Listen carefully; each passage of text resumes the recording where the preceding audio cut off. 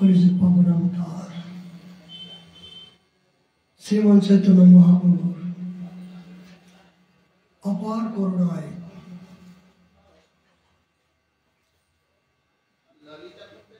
শ্রী বৃন্দাবন তটস্থ ব্রজের মুকুটমণি শ্রীরাম রাধাকুণ্ড তটস্থ শ্রী শ্রী রাধা মদন মোহনের চরণ প্রান্তে নিতাই গৌর শীতলাতের প্রসন্নতার জন্য মদীয় গুরু মহারাজ রাধাকুণ্ড নিবাসী পরম বিরাট শ্রী শ্রী 108 প্রাণ কৃষ্ণদাস বাবাজি মহারাজের আদেশ করে আমাদের ইহানো নিত্য নৈমতি হরিকথার আয়োজন।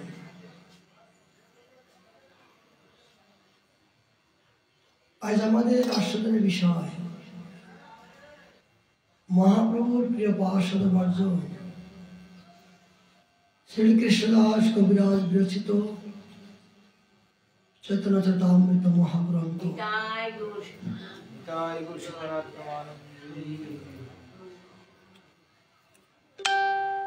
1600 পরিচ্ছেদে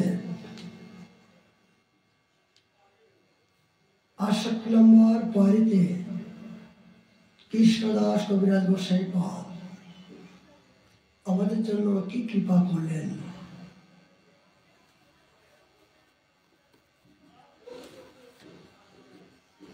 তার পূর্বে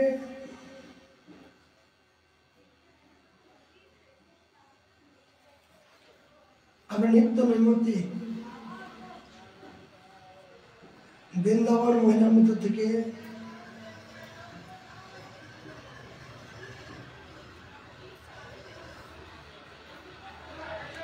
প্রমাণ সরস্বতী পদের মুখাগ্নির্ম থেকে একটি শ্লোক আমরা শ্রবণ করতে চাই।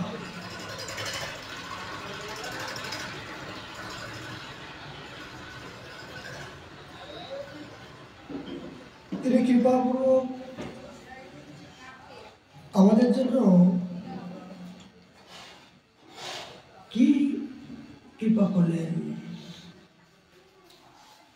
আজ বড় সৌভাগ্যবান, কেননা যে আনিল প্রেম ধন করুণা প্রচুর, হেন প্রভু কোথায় গেল আচার্য ঠাকুর। শ্রদ্ধেয় দাদুগুরু নিত্যানন্দ বংশ অবতাংশ নিতাই চাঁদের 12তম মহাপুরুষ, নিতাই চাঁদের 12তম মহাপুরুষ শ্রী যদুগোপাল গোসাই পাদের তিরুভাবৃতি।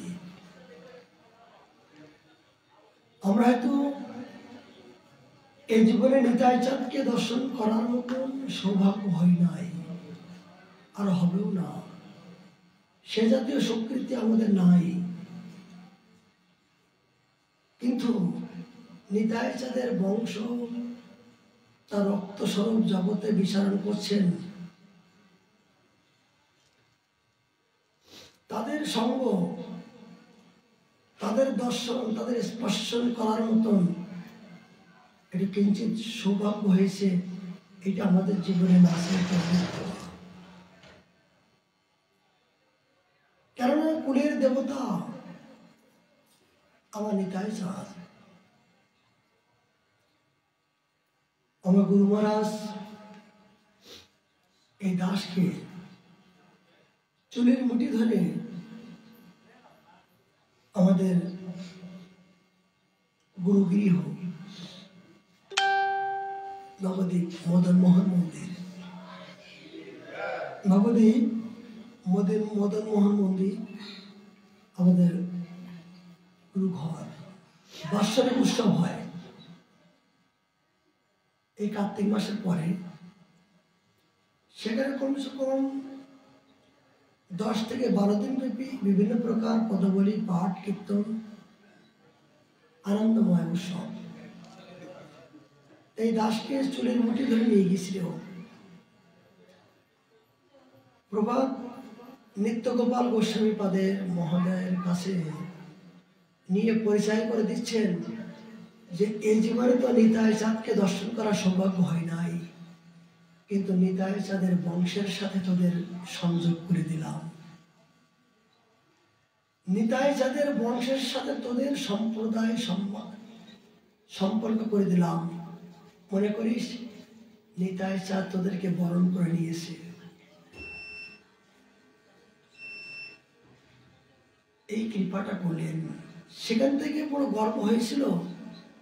হয়তো এই জীবনে হয়তো ভজন সাধন করার মতো সেই যোগ্যতা নাই, সে জাতীয় সংস্কার নাই। দুর্দৈবত দুরমতি ভরা জীবন, সাধন করার মতন দেহটা যোগ্য নিয়ে আসেনি। কিন্তু নিতাই চাঁদ একটা করুণা করছেন, স্বসম্প্রদায় স্বজাতীয় সঠিক পথে আমাদেরকে রেখে দিয়েছেন। এই সঠিক পথে যে আমরা পেয়েছি অনেক জন্ম জন্মার্জিত স্বীকৃতির ফলে, এই যে গুরু প্রদত্ত সম্পত্তি, যে সঠিক কেন্দ্র পাওয়া বড় কঠিন। জগৎময় যে বিভ্রান্তি, এক এক গুরুদেবের পাশেই এক এক প্রকার বিভিন্ন প্রকার নিয়ম শৃঙ্খলা মনোকল্পিত, সেগুলো এখন বুঝতে পারছি। কিন্তু একটা উপায় হয়েছে, একটা গতি হবার সম্ভাবনা হয়েছে এইটাই যে নিতাইয়ের কুলে কৃপা করে একটা স্থান পেয়েছি। এই স্থানটা পাওয়াটার জন্য অনেক জন্ম আমাদের তপস্যা করতে হয়েছিল। এখন গর্ব হয়, নিতাই আমার কুলের দেবতা, নিতাইয়ের 12তম বংশ, মানে নিজজন নিকটতম মনটা। সেই প্রভাত যদুগোপাল গোস্বামী পাদের তিরুভাবতিথি। এরা মহাপুরুষ, দিব্য পুরুষ। গুরু মহারাজ বলেন যে আমার গুরুদেবকে যখন আমি দেখতাম তো এইভাবে দেখতে হতো, এত উঁচু ছিল। সাধারণ মানুষ প্রত্যেকের 3.5 হাত লম্বা, কিন্তু গুরুদেব আমার হাত থেকে মনে হয় 5 থেকে 6 হাত হবে, 5 থেকে 6 হাত দিব্য পুরুষ। দেখুন এখনো পর্যন্ত ছবিটা দেখলে বুঝতে পারবে যায়।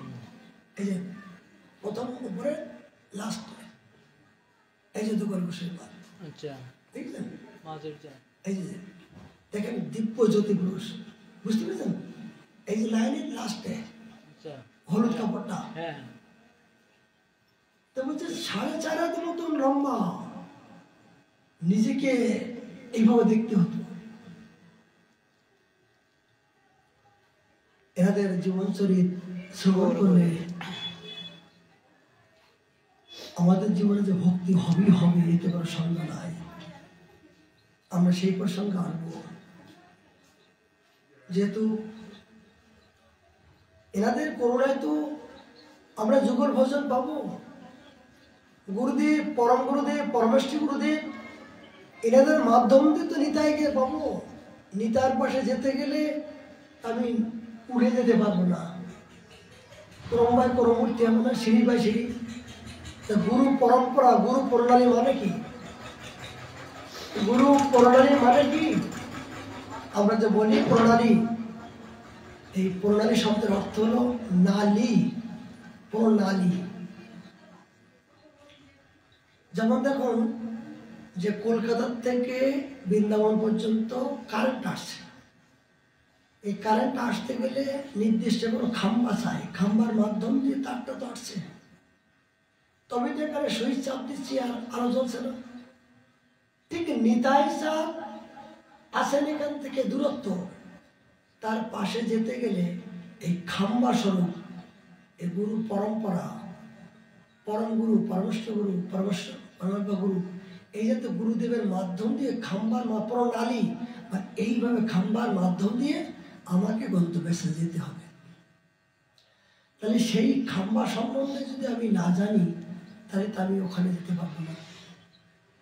যদি কোনো নারীর স্রোতবাদ জল চলতে চলতে হঠাৎ করে এক জায়গায় বিঘ্ন হলো, জল যাবে? যাবে না। এই জন্য গুরু পরম্পরা, গুরু প্রণালী প্রতি প্রত্যেকের মুখস্থ এবং তাদের বর্ণ, তাদের বয়স, তাদের সেবা, এগুলো আমাদের সর্বক্ষণ কণ্ঠে থাকা উচিত। ব্রহ্ম মুহূর্তে উঠে আপনার নিজের স্বরূপকে জাগ্রত করার পরে, গুরুদেবের স্বরূপকে জাগ্রত করার পরে পরম গুরু, পরমাষ্ট গুরু তাদের মাধ্যম দিয়ে নিতাই চাঁদের চরণে আপনি ফুল তুলসী দিবেন। কিন্তু নিতাই চাঁদের পাশে যেতে গেলে আপনি মাধ্যম না হয়ে আপনি কেমন করে দিবেন বলুন? আপনি তো যুগল কিসের পাশ যাবেন, কিন্তু আপনার নিজের যাবার অধিকার নাই। তার জন্য গুরুদেব আপনাকে মঞ্জুরি সর্পা দিয়েছেন, এবং সেই মঞ্জুরি সর্পা রূপ ধারণ করে আপনি গুরু মঞ্জুরির মাধ্যম দিয়ে আপনি ক্রম বাই ক্রম আপনাকে ওখানে যেতে হবে। এগুলো আমাদের প্রতি মুহূর্তের জন্য স্মরণীয়, চিন্তনীয়, স্মরণীয়। যারা প্রকৃত এই মনুষ্য জীবনে ভজন করার জন্য লালসা করেছেন, তাদেরকে সর্বক্ষণ এই চিন্তনে অন্তর্দশায় এই ভাবিত থাকেন। হরিনামের মালা থাকে, কিন্তু চিন্তনটা হয় যে আমি কেমন করে আমি ওখানে যাব, সেই চিন্তায় থাকে। জগতের চিন্তা তার কাছে আসে না। যখন ভগবানের চিন্তার প্রতি যখন পরিভক্ত দশা হয়, তখন জগতের চিন্তা এগুলো আর স্পর্শ করতে পারে না। যতক্ষণ জগতের প্রতি মোহ থাকবে, জগতের প্রতি আমি আমার এই ভাবনা, এই কুবৃত্তি যতক্ষণ থাকবে, ততক্ষণ পর্যন্ত আপনার ভগবত চিন্তা স্মরণ আসবে না। অনেক বড় প্রণালী দাও, প্রণালী দেওয়া তো বিষয়টা না। দুধ তো বাজার থেকে কেনা কোনো বিষয়টা না, কিন্তু দুধটা বিভিন্ন প্রকার প্রসেস করে, বিভিন্ন প্রকার দধি, ছানা, এই প্রসেস করার জন্য তোমাকে সাধন করতে হবে, জানতে হবে, তবেই সেটা যা মনে করবেন তা হবে। ঠিক তথাপি প্রণালী তো গুরুদেব দিবেন, বীজ বপন করবেন, কিন্তু সাধন করার পরে ওগুলো পরিপক্ত দশা হবে।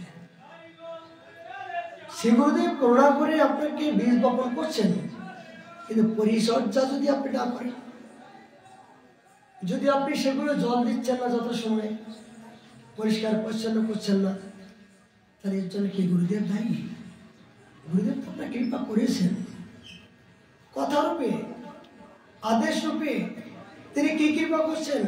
সারা জীবন ভজন করে যে ভাব ভাবনা যেগুলো অনুভব পেয়েছেন, সেই 50 বছরের অনুভব স্বরূপ তিনি আদেশ করছেন যে এইভাবে চলো, এইভাবে করলে তুমি অবশ্যই অতি তাড়াতাড়ি তোমার ভাগবত প্রাপ্তি হবে। কখন বলে? তিনি বাস্তবকে কষ্ট করার পরে যে অনুভব পেয়েছেন, সেই অনুভবটা আপনাকে যখন আদেশ করেন, আর আপনি যখন সেই আদেশ পালন করবেন, তখন আপনার বাতি জ্বলে গেল। এই জড়জগতের একমাত্র যে অন্ধকারচ্ছন্ন, যিনি অন্ধকার থেকে আলোর পথ দেখানোর মতন সামর্থ্যবান শ্রী গুরুদেব, এই জড়জগতের ঘরের ভিতরে প্রবেশ করতে গেলে তালা চাবি না খুলে ঘরের ভিতরে যাওয়া যায় না। আর পারমার্থিক জগতে পরম ধন পেতে গেলে, ওই ভক্তি রাজ্য যেতে গেলে, ওই জগতের চাবি হলো শ্রী গুরুদেবের নিকটে। এই শ্রী গুরুদেবের কাছে চাবি তার কাছে আছে উপস্থিত। তিনি করুণা করে যাকে কৃপা করবেন, যার হাতে এই চাবি দিবেন, তিনি কেবল এই ভক্তি রাজ্যে গিয়ে অপ্রাকৃত সেই শক্তি পাওয়ার মতন সামর্থ্যবান। তবে গুরুদেব নয়, গুরু এবং বৈষ্ণব একই তত্ত্ব। এখানে যদি বলে গুরুকে সম্মান করব, বৈষ্ণবকে সম্মান করব না, তাহলে কিন্তু ভেদ বুদ্ধি হবে। কেন বলছে? গুরুদেব যদি কোনোদিনের জন্য সাধু, শাস্ত্র, গুরু বাক্য, এই তিনটাকে আপনাকে প্রাধান্য দিতে হবে। গুরুদেব যদি কোনক্ষণের জন্য অশাস্ত্রীয় বাক্য প্রয়োগ করেন, সেগুলো যদি ত্যাগ করে গ্রন্থগত মধ্যস্থির ভাগবত পুরাণ শাস্ত্র এবং বৈষ্ণবের কথা যদি একাকার হয়, সেখানে গুরুদেবের কথা লঙ্ঘন করলেও অপরাধ হয় না। কেননা উদ্দেশ্য একটাই, আমি এই জীবনে ভজন করে অন্তর্দশা হয়ে যতক্ষণ পর্যন্ত আমার দেহাবেশ থাকবে ততক্ষণ পর্যন্ত আমি জড়বন্ধনে আবদ্ধ আছি। কথাগুলো মনে রাখার চেষ্টা করুন। ভজনের চরম পর্যায়ে যতক্ষণ পর্যন্ত আমি আমার এই দেহাবেশ আমার বলে থাকবে ততক্ষণ পর্যন্ত আমি জগতের মাঝে আছি। যখন ভজন করতে করতে অন্তর্দশায় আমার বলে কিছু নাই, আমি যে আমার দেহটা আছে, এই দেহস্থিতিতে জ্ঞান যাওয়ার থাকবে না, তিনি একমাত্র সেই পরম ধনের সন্ধান তিনি পেয়ে গেছেন। তিনি জাতরতি সাধক। উদ্দেশ্য একটাই, কেমন করে আমি ভজন করব। এই জীবনে আমার উদ্দেশ্য কি? আমি ব্যবসা করছি, বাণিজ্য করছি, উদ্দেশ্য কি? যে আমি বেশি অর্থ উপার্জন করে গাড়ি করব, ঘর করবো, বাড়ি করবো, এটাই তো ব্যবসা বাণিজ্য। একজন বানিয়া বড় ব্যবসা করছে, অনেক কষ্ট করছে, উদ্দেশ্য কি? যে টাকা পয়সা ইনকাম করে গাড়ি করব, ঘর করবো, বাড়ি করবো। আর একজন সাধক তিনি ভজন করছেন, তার উদ্দেশ্য কি? তার উদ্দেশ্য কি? তার কি চাওয়া পাওয়া? তার একটাই চাওয়া পাওয়া, যে আমি আমার দেহ স্পিরিতে আমি কখন হারাবো, আমি এবং আমার এই কথাগুলো কখন জগৎকে আমি কখন ভুলবো।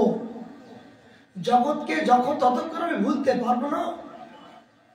যেমন সিদ্ধ বাবাদের জীবনী, রঘুনাথ দাস গোস্বামী পাদের জীবনী, তিনি আজ দেখেন দেহস্মৃতি ভুলেছে কিনা দেখুন।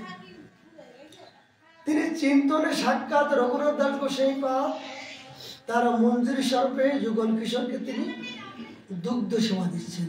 রাধারানী বললেন, তোকে আজ থেকে আমি দুগ্ধ সেবা অর্পণ করলাম।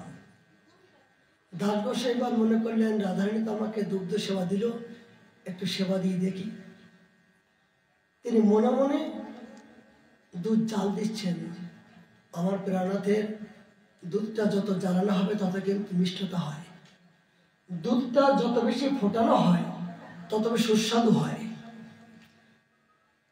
তিনি গোস্বামী পাদ জাল দিতে দিতে দুধ পরিপক্ত হয়ে গেছেন, কিন্তু মনে করছেন গরম দুধ তো আমার প্রাণনাথের তো দিলে কষ্ট হবে, তারপর সেবা কেমন?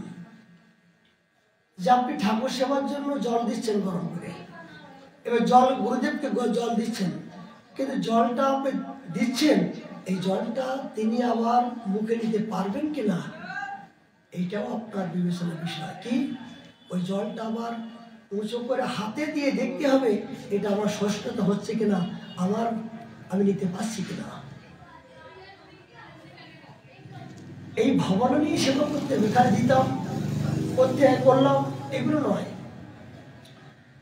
তো দাস গোস্বামী পাদ যখন দুধটা গরম হয়েছে কিনা তিনি আঙুলটা দিয়ে দেখলেন যে আমার প্রীতমের কোনো সেবার কোনো কষ্ট যাতে না হয়।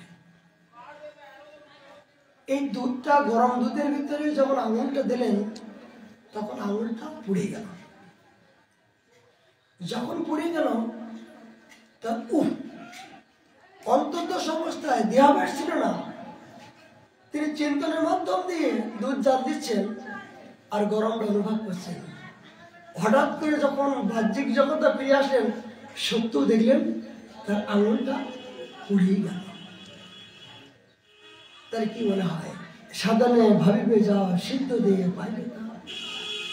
সাধন করতে করতে যে চিন্তা করেছেন সেই চিন্তায় পরিপুক্ত দশা হওয়ার পরে বাহ্যিক জগতে এগুলো দেখা যায়। যেমন আমাদের গোবর্ধনে সিদ্ধ বাবা, এগুলো চিন্তনে কি? গোবর্ধনে সিদ্ধ বাবা তিনি শ্রীমতী রাধারানীকে তিনি নৌকা বিহার করছেন। নৌকা বিহার করতে করতে তিনি তার গায়ে আতর সেবা করছেন।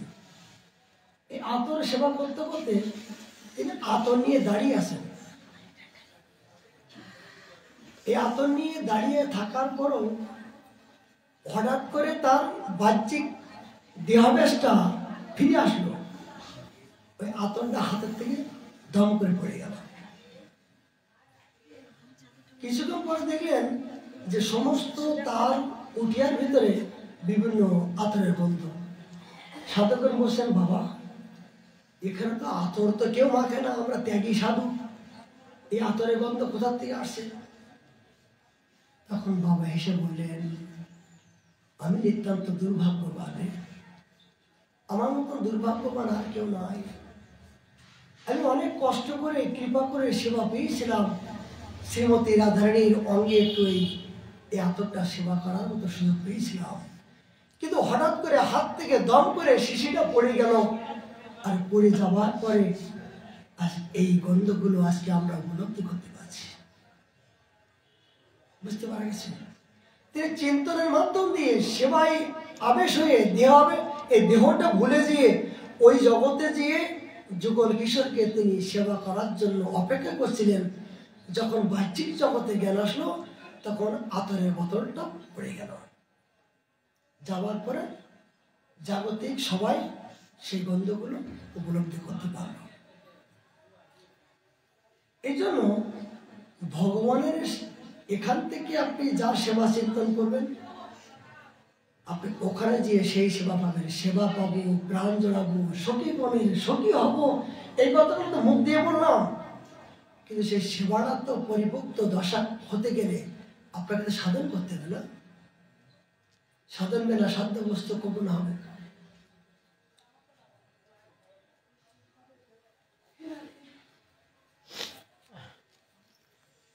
সরস্বতী বা তিনি বললেন, তোমার কর্তব্য বা বক্তব্য কিছু নাই, অশের দৃশ্য বস্তুতে বিস্তৃত হও, কামাতুর সেই গৌরনীল মিথুনকে স্মরণ করো, বহুলোকের সমবায় স্থল হইতে উদ্দেশ্যতে দূরে যাও। হে প্রিয়, অপ্রাকৃত শ্রীমদ বৃন্দাবনে বাস করো। এখানে বলছেন বৃন্দাবনে বাস করে বহু লোকের সঙ্গ করা যাবে না। কেন কেন সঙ্গ করা যাবে না? এই প্রসঙ্গে এই যে আমাদের কুম্ভ মেলা আসছে না, এই সাগর মেলায় স্নান, আচ্ছা সাগর মেলায় স্নান করার জন্য লক্ষ লক্ষ মানুষ যাচ্ছে তো, আমাদের বৃন্দাবন যাচ্ছে, রাধাকুণ্ডে যাচ্ছে, আমাদেরও ছেলে মেয়ে অনেক যাওয়ার জন্য ইচ্ছা করছে, আজকে সকালবেলা বসছে। কিন্তু একটা কথা, বৃন্দাবনে 84 ক্রোশের মুকুটমণি হলেন রাধাকুণ্ড ধাম। রাধাকুণ্ডকে বলা হয়েছে সমস্ত তীর্থের মুকুটমণি। যে শ্রীমতী রাধারানীর চরণ থেকে একটা নক্ষত্র থেকে কোটি কোটি লক্ষ্মীর সৃষ্টি হয়,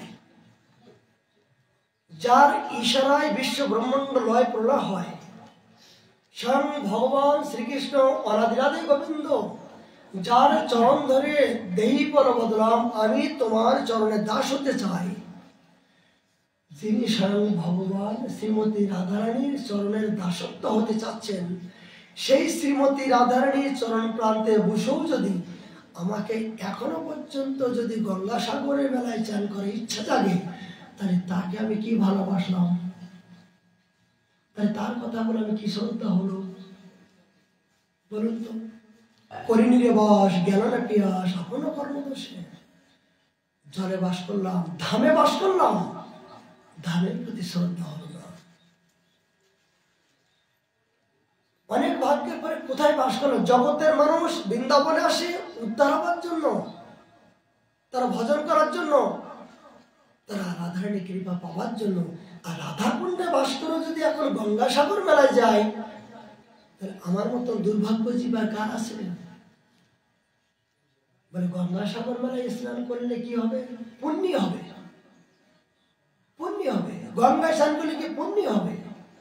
যমুনায় স্নান করলে পুণ্য হবে, কিন্তু ওই পুণ্যটা ক্ষণস্থায়ী হবে। ওই পুণ্যটা যখন শেষ হয়ে যাবে, পুণ্য অর্থ বুঝছেন, পুণ্য শেষ হয়ে গেলে তাকে আবার জড়জগতে আসতে হবে। কিন্তু যুগল ভজায় যারা, প্রেমানন্দে ভাসে তারা, তাদের মিশনে ত্রিভুবন। ঠাকুর মশাই বলছেন, যুগল ভজায় যারা, প্রেমানন্দে ভাসে তারা, তাদের মিশনে, বলে যারা যুগল ভজন করে তাদের আভাসে ত্রিভুবন, স্বর্গ মর্ত পাতাল, তারাও প্রেমানন্দে তারা হাবুডুবু খায়। সেই যুগল ভজন করার মতন শ্রী গুরুদেবের করুণায় আমরা সেই ভজনযোগ্য দেহ পেয়েও রাধাকুণ্ডে তটস্থ কিঞ্চিত আশ্রয় পাওয়ার পরও এখনো যদি আমার গঙ্গা সাগরে গঙ্গায় স্নান করার জন্য লালসা জাগে, তাহলে আমার মতন হতভাগ্য জীব আর কেউ নাই। যেমন ভগবান নন্দ মহারাজ কৃষ্ণকে বললেন, এই মানসিক গঙ্গা কেন তৈরি হলো জানেন? এই যে গোবর্ধনটা মানসিক গঙ্গা। নন্দ মহারাজ বলছে, বাবা কৃষ্ণ, আমি বৃদ্ধ হয়ে গেছি, একটু গঙ্গায় স্নান করতে যাব। কেন বাবা? বলে পুণ্য করার জন্য। দেখেন, ভগবানের বাবার পুণ্য করার জন্য, গঙ্গায় স্নান করার জন্য লালসা যাচ্ছে। কৃষ্ণ বললেন, বাবা তো আমি যে কৃষ্ণ ভগবান সেটা তো জানে না, ওরা জানে নারায়ণ হলো একমাত্র ওদের উপাস্য দেবতা। বলে, বাবা তোমাকে গঙ্গায় স্নান করার দরকার নেই, বুড়ো বয়সে তুমি কোথায় যাবে কষ্ট করে? বলে কেন? তো তুমি এখানে স্নান করো। এখানে স্নান করলে দেখুন শিক্ষা কি, এখানে স্নান করলে তোমার সমস্ত গঙ্গায় স্নান ফলাবে। উনি বললেন, এখানে স্নান করলে হবে? বলে হ্যাঁ হবে। মনে মনে মনে করলেন, জানি না কৃষ্ণ 3 বছর বয়সে পুতনা বধ করলো, সকাটুর বধ করলো, আদি বিভিন্ন প্রকার অসুর বধ করলো, কিন্তু না জানি যদি আমার কথা না শুনি আবার কি মনে করবে ঠিক নাই। নন্দ মহারাজ চোখ বন্ধ করে ওই মানসিক গঙ্গায় যখন ডুব মারলেন, এই ডুব মেরে যখন উঠে দাঁড়ালেন, দেখলেন সাক্ষাৎ গঙ্গা দেবী মানবী রূপ ধারণ করে, সাক্ষাৎ মানবী রূপ ধারণ করে প্রকট হয়ে নন্দ মহারাজকে দর্শন দিলেন। ও ও সৌভাগ্য!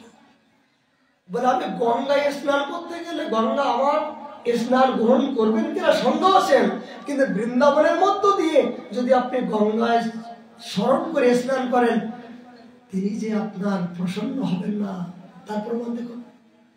সাক্ষাৎ গঙ্গা দেবী প্রসন্ন প্রকট হয়ে গেল।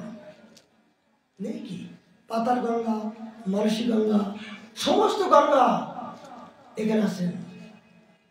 সমস্ত গঙ্গা, গঙ্গা, যমুনা, সরস্বতী, নর্মদে, সিন্ধু, কাবেরী, জলস্থলী, পুরুগা, যত প্রকার নদ নদী, যত প্রকার তীর্থ, সমস্ত তীর্থের রাধাকুণ্ড মুকুটমণি। এই কথায় যদি বিশ্বাস না হয়, আচ্ছা আমি গঙ্গাসাগরে গেলে কি হবে? গেলে আনন্দ হবে, অনেক লোকজন দেখা হবে, সাধু দর্শন হবে, কিন্তু তোমার যে কতটুকু ক্ষতি হবে তুমি জানো? অনেক দর্শন হবে, সাধু দর্শন হবে, কিন্তু তোমার কতটুকু ক্ষতি হবে? আপন আপন স্থানে প্রীতি সবাই টানে। সেখানে অনেক সম্প্রদায়, বিভিন্ন রূপের মানুষ যাবে, বিভিন্ন ব্যক্তি যাবে, বিভিন্ন ভাবে যাবে। এই বিভিন্ন ভাবে বিভিন্ন ব্যক্তির যখন সঙ্গ করবা, তখন তোমার মনের ভিতরে একটা খুটখুট চলে আসবে, না এই সাধু ভালো না, এই সাধু ভালো, এই এতে ইনি ন্যাংটা সাধু আছে অনেক ত্যাগী, এই ন্যাংটা সাধু অনেক ত্যাগী, ইনি একমাত্র ভজন করে, আমার গুরুদেব এই গুরুদেব ভালো। এই বিভিন্ন সম্প্রদায়, বিভিন্ন সমাজ, বিভিন্ন পরিস্থিতি যখন দেখবা, তখন নিজের ভিতরে তোমার ইষ্ট দেবতার হানি হবে। সত্য করে বলো, নিজের যে এই রাধাকুণ্ডে যুগল ভজনের করার যে একটা মন তৈরি হয়েছে, সেই মনটা কিন্তু বিভ্রান্তি হবার সম্ভাবনা আছে। কেন? এই মনটাতে এখন পরিপক্ত দশা হয় নাই, এখন তো আমাদের ইষ্ট নিষ্ঠা পরিপক্ত দশা হয় নাই, এখন আমাদের ঝরে যাওয়ার সম্ভাবনা আছে। অনেক সময় গাছে ফুল হয়, নাড়া দিলে অনেক ফুলগুলো ঝরে যায়, কিন্তু যে কলিগুলো শক্ত আছে না, সেগুলো কিন্তু ঝরে না। আমরা তো এখন পরিপক্ত দশা ফুল হই নাই, আমাদের ঝরে যাওয়ার সম্ভাবনা আছে। কেন? যে কোনো সঙ্গে গেলে ওই সঙ্গে আমার মনটা বিভ্রান্তি হবার সম্ভাবনা, তাতে ইষ্ট দেবতার হানি হয়। ধামের মর্যাদা লঙ্ঘন হয়, তোমার ইষ্ট দেবতা তোমার গুরুদেব যদি ধামের বাইরে না যায়, তুমি কেন যাবে? তোমার অভাব কি? বলে বৃন্দাবনে রাধা কুণ্ডে তোর নাই কি বলো তো? প্রশ্ন তোমার কাছে, বলো নাই কি? তুমি কি জন্য যাচ্ছ? যখন এখানে না থাকতো তখন অন্য জায়গায় যাবে, কিন্তু রাধা কুণ্ডে তোর নাই কি? সবই আছে, সবই আছে। ধাম আছে, নাম আছে, গুরু আছে, বৈষ্ণব আছে, ভগবান আছে, বিগ্রহ আছে, বৈষ্ণবের চরণধুলি আছে, ভক্তি জগতে যত প্রকার যা বস্তু সবই তো রাধা কুণ্ডে আছে। এমনকি খাবার জন্য ভুরি ভুরি প্রসাদ আছে,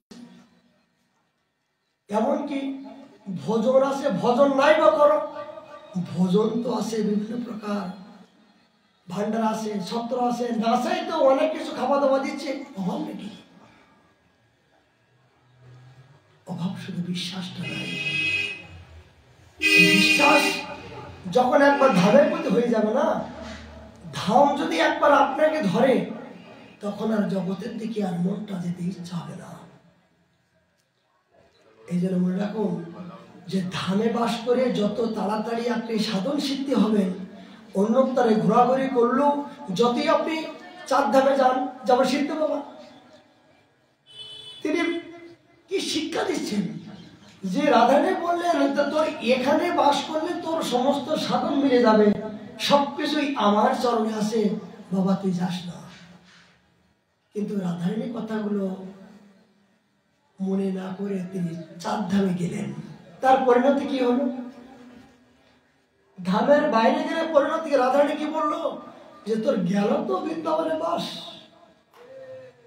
আচ্ছা, বৃন্দাবনে বাইরে যদি আপনি যান গঙ্গাসাগরে, যদি কোনো কর্মে যদি আপনার কোনো দুর্ঘটনা মৃত্যু হয়, কোন গ্যারান্টি আছে? তাহলে সারা জীবন সাধন করার উদ্দেশ্য হলো যে ভগবানের চরণ পাওয়াই হলো একমাত্র উদ্দেশ্য, ধাম নিষ্ঠা। এখানে যদি কোনো অবস্থায় যদি আপনার প্রাণ ত্যাগ হয়, প্রাণ চলে যায়, তাহলে পরবর্তী জন্মে আপনার আর ব্রজের বাইরে জন্ম হবে না। এই বৃন্দাবনে কোনো অবস্থায় চুরি ডাকাতি বদমাশি কোনো ক্রমে যদি আপনি বৃন্দাবনে নিঃশ্বাসটা চলে যায় এই রজের মধ্য দিয়ে, তাহলে কি একটা লাভ? যে পরবর্তী জন্মে ভজন নাই বা করম, নিঃশ্বাসটা যদি এখানে চলে যায়, পরবর্তী জন্মে ব্রজের বাইরে আর আপনার জন্ম হবে না। হয়তো মানুষ না হলো, বৃক্ষলতা কিরমিকিট হলো, তারাও সাধন সিদ্ধ হয়ে অপ্রাকৃত লীলা দর্শন করার মতন তাদের দৃষ্টি শক্তি তাদের হবে। এটার জন্য বৃন্দাবন ধাম নিষ্ঠা। কিন্তু আপনি কোন ক্রমে যদি ধামের বাইরে যান, যদি আপনি নিঃশ্বাসে চলে যায়, এই জীবনে তো আপনার সমস্ত সাধন চলে যায় না। আচ্ছা, অনেক ব্যক্তি দেখুন যে কার্তিক মাসে যখন আসেন, তারা নিয়ম সভার জন্য আসেন, কিন্তু আস্তে আস্তে এখানে তারা মৃত্যুবরণ করে, মারা যায়। যায় কিনা? কেন? আবার অনেকে দেখা যায় বৃন্দাবনে 50 বছর বাস করছে, কিন্তু মৃত্যুর সময় দেখা যায় কোন ক্রমে ছলে বলে তাকে ব্রজের বাইরে গিয়ে তাকে মৃত্যুবরণ করতে হচ্ছে। কেন? যিনি সারা জীবন 50 বছর বৃন্দাবনে বাস করছে বটে, কিন্তু তিনি যে মনটা ঐকান্তিক ভাবে ধামে ছিল না, তার প্রমাণ দেখা যায় যে মৃত্যুর সময় তার বাইরে চিন্তা ছিল, বাইরে কোথাও আসক্ত ছিল। এই জন্য ভগবান সনে বলে বাইরে যেয়ে তার ওখানে মৃত্যু হলো। কিন্তু ব্রজের বাইরে থেকেও তিনি ধামের প্রতি যার মন ছিল, ধামের প্রতি তার স্নেহ ছিল, তিনি কোন ক্রমে সল করে এই নিয়ম সভার নাম করে হলেও তার এই শেষ মুহূর্তে নিঃশ্বাসটুকু তার এই বৃন্দাবনে তার হলো। এটি প্রমাণ। এই জন্য যা মতি তাই হবে গতি।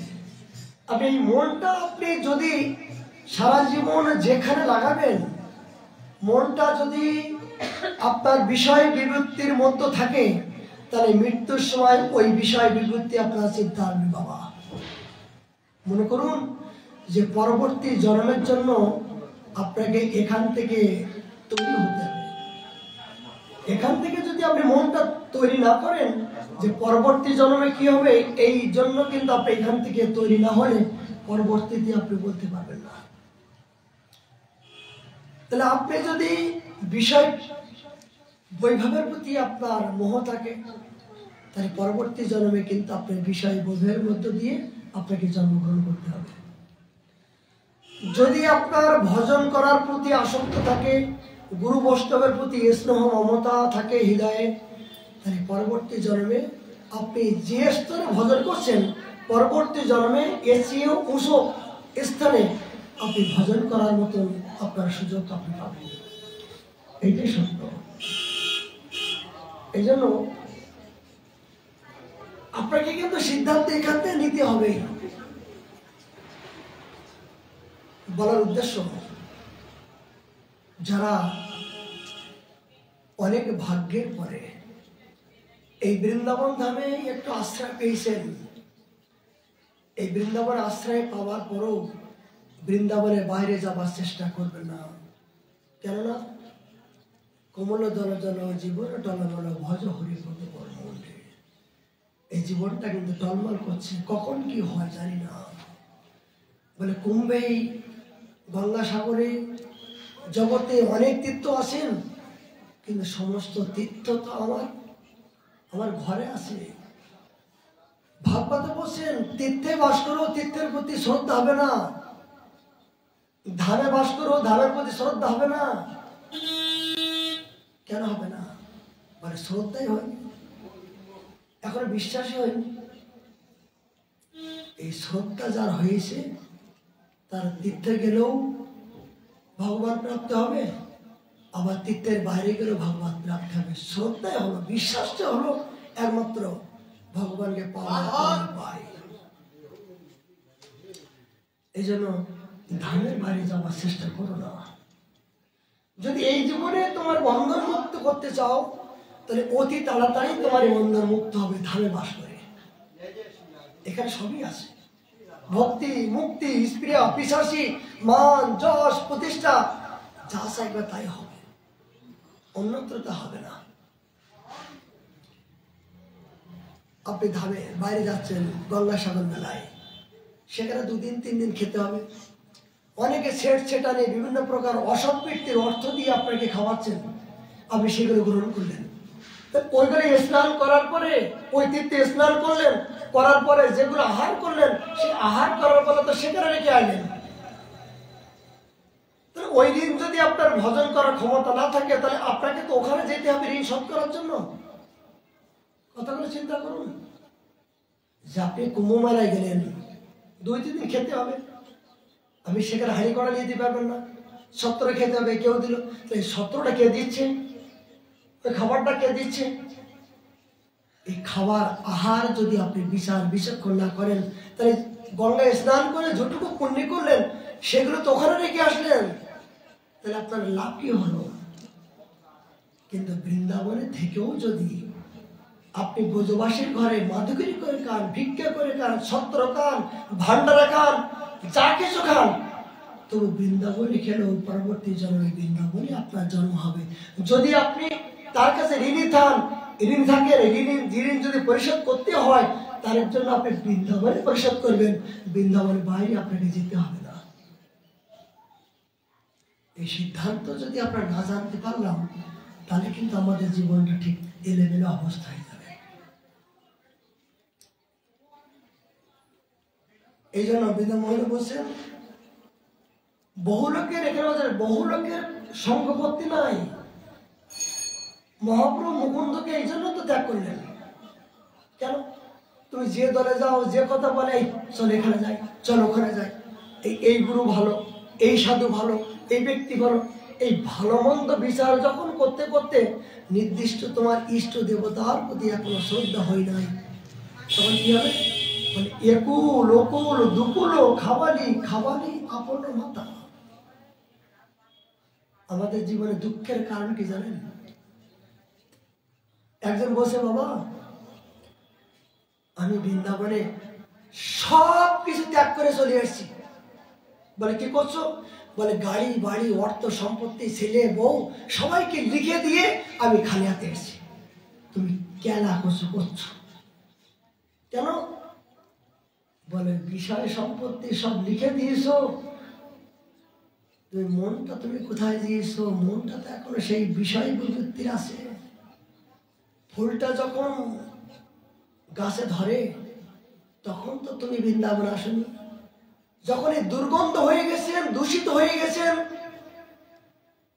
সংসার প্রতি যতক্ষণ স্নেহ মমতা ভালোবাসা যতক্ষণ ছিল, ওই ফুলটা যতক্ষণ কোমল ছিল ততক্ষণ তুমি তো ভগবানের কথা বলনি। যখন শিশুর মতন জৈবন বয়সে এই ফুলটা ভগবানের চরণ দেবার কথা ছিল, তখন তো তুমি তোমার দেহ সুখ নিয়ে ব্যস্ত ছিলে, তখন তো তুমি তোমার যখন নিয়ে ব্যস্ত ছিলে, তখন তো তুমি আত্মীয় স্বজন বন্ধু বান্ধব তাদের নিয়ে মাতোয়ারা হয়েছিলে, তখন তো হা কৃষ্ণ বলে একবার বলনি। বলে বৃন্দাবনে কেন এসেছো? বলে যাদেরকে তুমি ভালোবেসেছিলে তারা তোমাকে আর ভালোবাসছে না, লাথি মারছে, যখন ঘৃণা করছে, অবজ্ঞা করছে। আর তো পাই নাই, যখন আর গন্ধ থাকছে না, সুগন্ধ যখন নাই, এই দুর্গন্ধ ফুলটা ভগবানের দেবার জন্য তুমি চলে আসো। ওই মহামূর্খ, তুমি কষ্ট পরিশ্রম করে যে অর্থ ইনকাম করছো, সে অর্থ পিতা মাতা সন্তান স্ত্রীদের না খাবিয়ে ওই অর্থ দিয়ে যে বৃন্দাবনের সাধুদের সেবায় ক টাকা লাগাইছো তাই বলো তো? তুমি তোমার ওই অর্থ দিয়ে যদি গুরু বৈষ্ণব সেবায় যদি কিঞ্চিত লাগাতে পারতে, তবেই তোমার বলতে পারতাম ধন্য তুমি ত্যাগ করেছো। কিন্তু এত কষ্ট করে অর্থ ইনকাম করলে, ভূতি শ্রাদ্ধ করলে, ভূত দিয়ে খাওয়াচ্ছ, তারাই মাছ মাংস পেঁয়াজ রসুন দিয়ে তোমার শ্রাদ্ধ করছে, আর তুমি কি ত্যাগ করলে? আর বৃন্দাবনে আমি সব ত্যাগ করে এসেছি, সব লিখে পড়ে দিয়ে এসেছি, আমি এখন খালি নিঃস্ব। এর মতন চালাকি জগতে আর কেউ নাই। জগতে আমরা অনেক চালাকি করি, কি যে দেহটা তো সময় থাকতে দেওয়ার দরকার ছিল, কিন্তু যৌবন গেল, শিশুকালে গেল হাসিতে খেলিতে, যৌবন গেল রসরঙ্গে, আর বৃদ্ধকালে যখন আর আমাকে আর কেউ সম্মান করছে না, আমাকে আর কেউ ভালোবাসছে না, যখন বেত্রাঘাত মারতে মারতে যখন আর সইতে পারছি না, তখন মনে হয় আর তো জায়গা নাই, আর তো জায়গা নাই, চলো মন বৃন্দাবনে। শুনেছি বৃন্দাবনে গেলে রাধারে নাকি কাউকে ফেরায় না, সবাইকে আপন করে নেয়। হ্যাঁ, আপন করে বটে, কিন্তু তুমি সময় থাকতে আসতে পারলে না। জরাজীর্ণ দেহ নিয়ে তুমি কি ভজন করবা? তুমি এখন জরাজীর্ণ, তুমি এখন চলতে পারছো না, পঙ্গু অবস্থায়, না পারছো গিরিরাজ পরিক্রমা করতে, না পারছো কোনো সাধু সেবা করতে, না পারছো তোমার অঙ্গ দিয়ে পরিপুষ্ট ভগবানের সেবা করতে। এই জরাজীর্ণ অবস্থা দিয়ে তোমার এই দেহটা দিয়ে কি সেবা হবে? দুর্গন্ধ হয়েছে জগতে, যখন তোমাকে ঘৃণা করছে, তখন সেই ভুলটা ভগবানের চরণ দেবার জন্য ইচ্ছা। মূর্খ, ধিক ধিক পোড়া কপাল। যেমন সিদ্ধ বাবারা, তারা যুবক অবস্থায় তারা জানতে পেরেছেন, নববিবাহিত স্ত্রীকে বাসর ঘরে রেখে জানতে পারলেন যে আজ থেকে আমি এই কামিনী কাঞ্চন মানে কি, এই ভজন জগতের সবচেয়ে বিরোধী। বলে আমি জেনে শুনে নিজের গলায় নিজেই ফাঁসি দিতে শুরু করতে যাচ্ছি। আমি নিজের ফাঁসিতে আমি আর নিজে বলি হতে চাই না। তারা বাসর ঘর থেকে নববিবাহিত স্ত্রীকে রেখে তারা বৃন্দাবনের পথে এসে তারা অপ্রাকৃত রাজ্যে ভজনকে তারা জীবনের চেয়েও আপন মনে করে তারা উৎকণ্ঠা অনুরাগ নিয়ে শ্রীমতী রাধারানী পাওয়ার জন্য তারা ব্যাকুলতা হয়েছেন। এই জন্য তো তারা সারা জীবনের সাধনের ফল এক মুহূর্তে তারা পেয়েছেন। এই জন্য শ্রীমতী রাধারানী তাদের, আচ্ছা সিদ্ধ নামটা কেন হয়? সিদ্ধ নামটা কেন হয়? যখন সাক্ষাৎ তার ইষ্ট দেবতা তার সামনে প্রকট হন, প্রকট হয়ে যখন তাকে দর্শন দেন, তাকে কৃপা করেন, আশীর্বাদ করেন, এই খবরটা যখন জগতে জানেন, তখন জগতে তাকে সিদ্ধ বলে জেনে যান। কিন্তু এখানে তো সাধন আছে। আমরা কেন জগতে সবচেয়ে বলে আমি আমার দুর্দর্শ কারণ কি, দুঃখের কারণ কি, আমার দুঃখের কারণ কি? নিজের দুঃখের কারণটা আপনি বিচার করুন। তোমার জীবনে সর্বক্ষণ হাহাকার, এই দুঃখ, সংসারে আমার সন্তান মারা গেছে, পুত্র মারা গেছে, আমার কন্যা মারা গেছে, এই দুঃখের কারণ কি? দুঃখের কারণ হলো আমি এখনো পর্যন্ত কৃষ্ণ ভুলি সেই জীব অনাদি ভন্ম, অতএব মায়া তার দেয় সংসার দুঃখ। দুঃখের কারণ হলো আমি আমার নিজের ইষ্ট দেবতাকে আমি এখনো পর্যন্ত চিনতে পারিনি। যদি চিনতে পারতাম, আজকে আমার সন্তান মারা গেছে, তার জন্য আমি যতটুকু ব্যাকুলতা হচ্ছি, যতটুকু চোখের জল ফেলছি, ওটুকু যদি গুরু গৌর ভগবানের জন্য যদি আমি ফেলতে পারতাম, তাহলে আমি জীবনে যে পরম আনন্দ পেতাম। সে আনন্দ সম্বন্ধ বলি নাই। কই শ্রীবাসের পুত্র মরি নাই? শ্রীবাসতে একটাই মাত্র পুত্র ছিল। কি শিক্ষা দিলেন? যে মারেনি, আমার সন্তান মারা গেছে দুঃখ নয়, কিন্তু জগতের সন্তান, জগতের পিতা, তিনি আজ সাক্ষাৎ আমার গিয়ে কীর্তন করছেন। তার যদি কীর্তনে বিঘ্ন হয়, আমি প্রাণ হত্যা করব তোমার সম্মুখে। শুধু তোমার সন্তানকে তুমি হত্যা করনি, তুমি তোমার ইষ্ট দেবতা, তোমার স্বামীকে এই মৃত্যুর মরা মুখ তুমি দেখবা। কেন? এই সন্তান তোমার জন্ম জন্ম ছিল, জন্ম জন্ম ছিল না, এ জন্মে পেলাম। এই সন্তান তো এখান থেকে পেলাম, এখানে তার প্রতি মোহিত, আবার এখানে রেখে চলে যেতে হবে। কিন্তু আমার প্রাণের প্রাণনাথ, আমার ইষ্ট দেবতা ধনমর নিত্যানন্দ, পতিমর গৌরচন্দ্র, প্রাণমর যুগল কিশোর, সেই ধনকে পাওয়ার পরও আমি তার গিরিয়ে চরণ পাওয়ার সৌভাগ্য পেলাম। তার যদি কোনো কীর্তনে বিঘ্ন হয়, তার যদি কষ্ট হয়, তাহলে আমার এ জীবন রাখা আমার বৃথা। কি শিক্ষা দিলেন জগতে?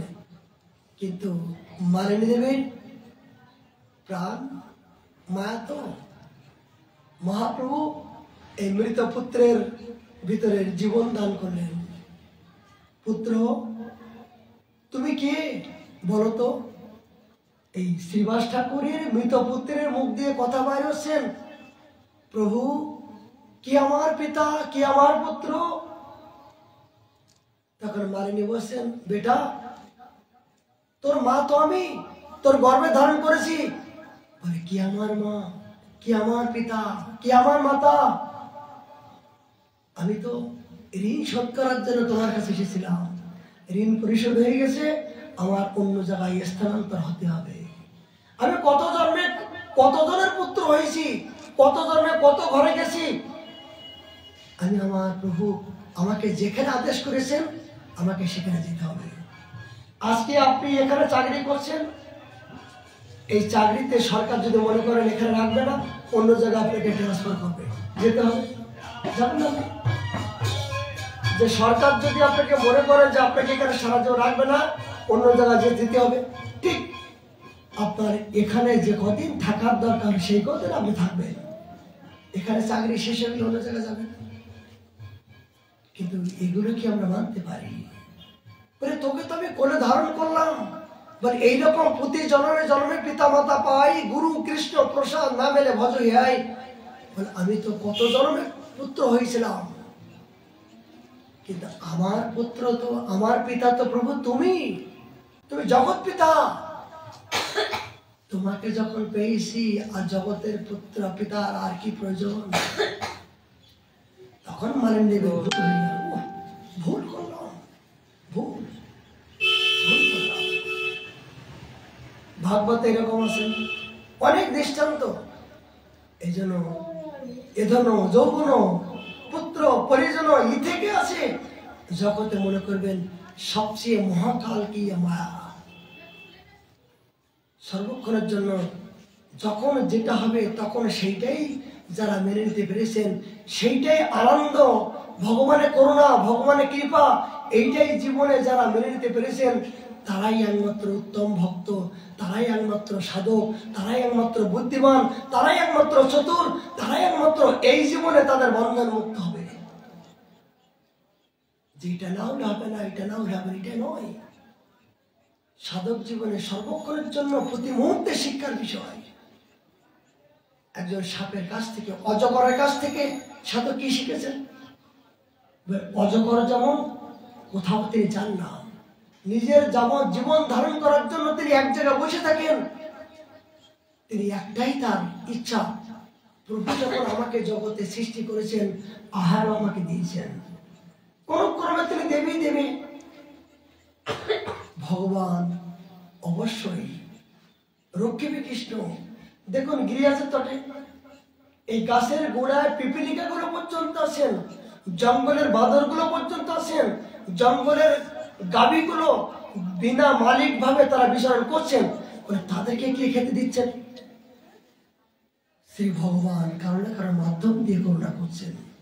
বাট এইটুকু যে সত্য হয়, তাহলে আমার মতন এই নরপশুর জীবনে যে সবকিছু ভগবান ব্যবস্থা করে রেখেছেন, এইটুকু বিশ্বাস কেন হচ্ছে না?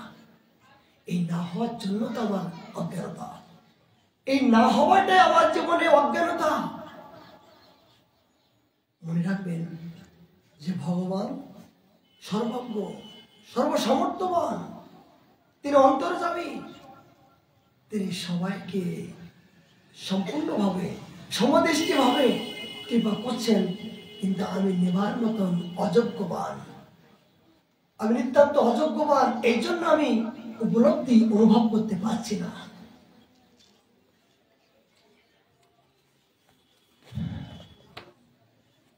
যদি বলেন এই কথাগুলো আমাদের ভজন জগতে পরিপক্ত দশা হতে গেলে, এগুলো না জানলে কিন্তু আমরা ভজনকে পরিপক্ত দশা করতে পারবো না। আমাদের জীবনের দুঃখের কারণটা আমরা না বুঝতে পারলে, ডাক্তার বাড়ি গেলেন, কিন্তু ডাক্তার যদি সঠিক রোগটা ধরে ওষুধ দেয় না, তাহলে এক ফোঁটা ওষুধ খেলে কিন্তু আপনার রোগ ভালো হবে। আর রোগটা না ধরে যদি আপনি সমান অ্যান্টিবায়োটিক দিতে চললো, তাহলে কি হলো? রোগ তো ভালো হলো না, আর বিভিন্ন প্রকার রোগ সৃষ্টি হয়ে গেল। মানে কি, হরিনাম করছি, ভজন করার জন্য সংকল্প নিয়েছি, কিন্তু আনন্দ পাচ্ছি না, উপলব্ধি হচ্ছে না, অনুভব হচ্ছে না। কেন?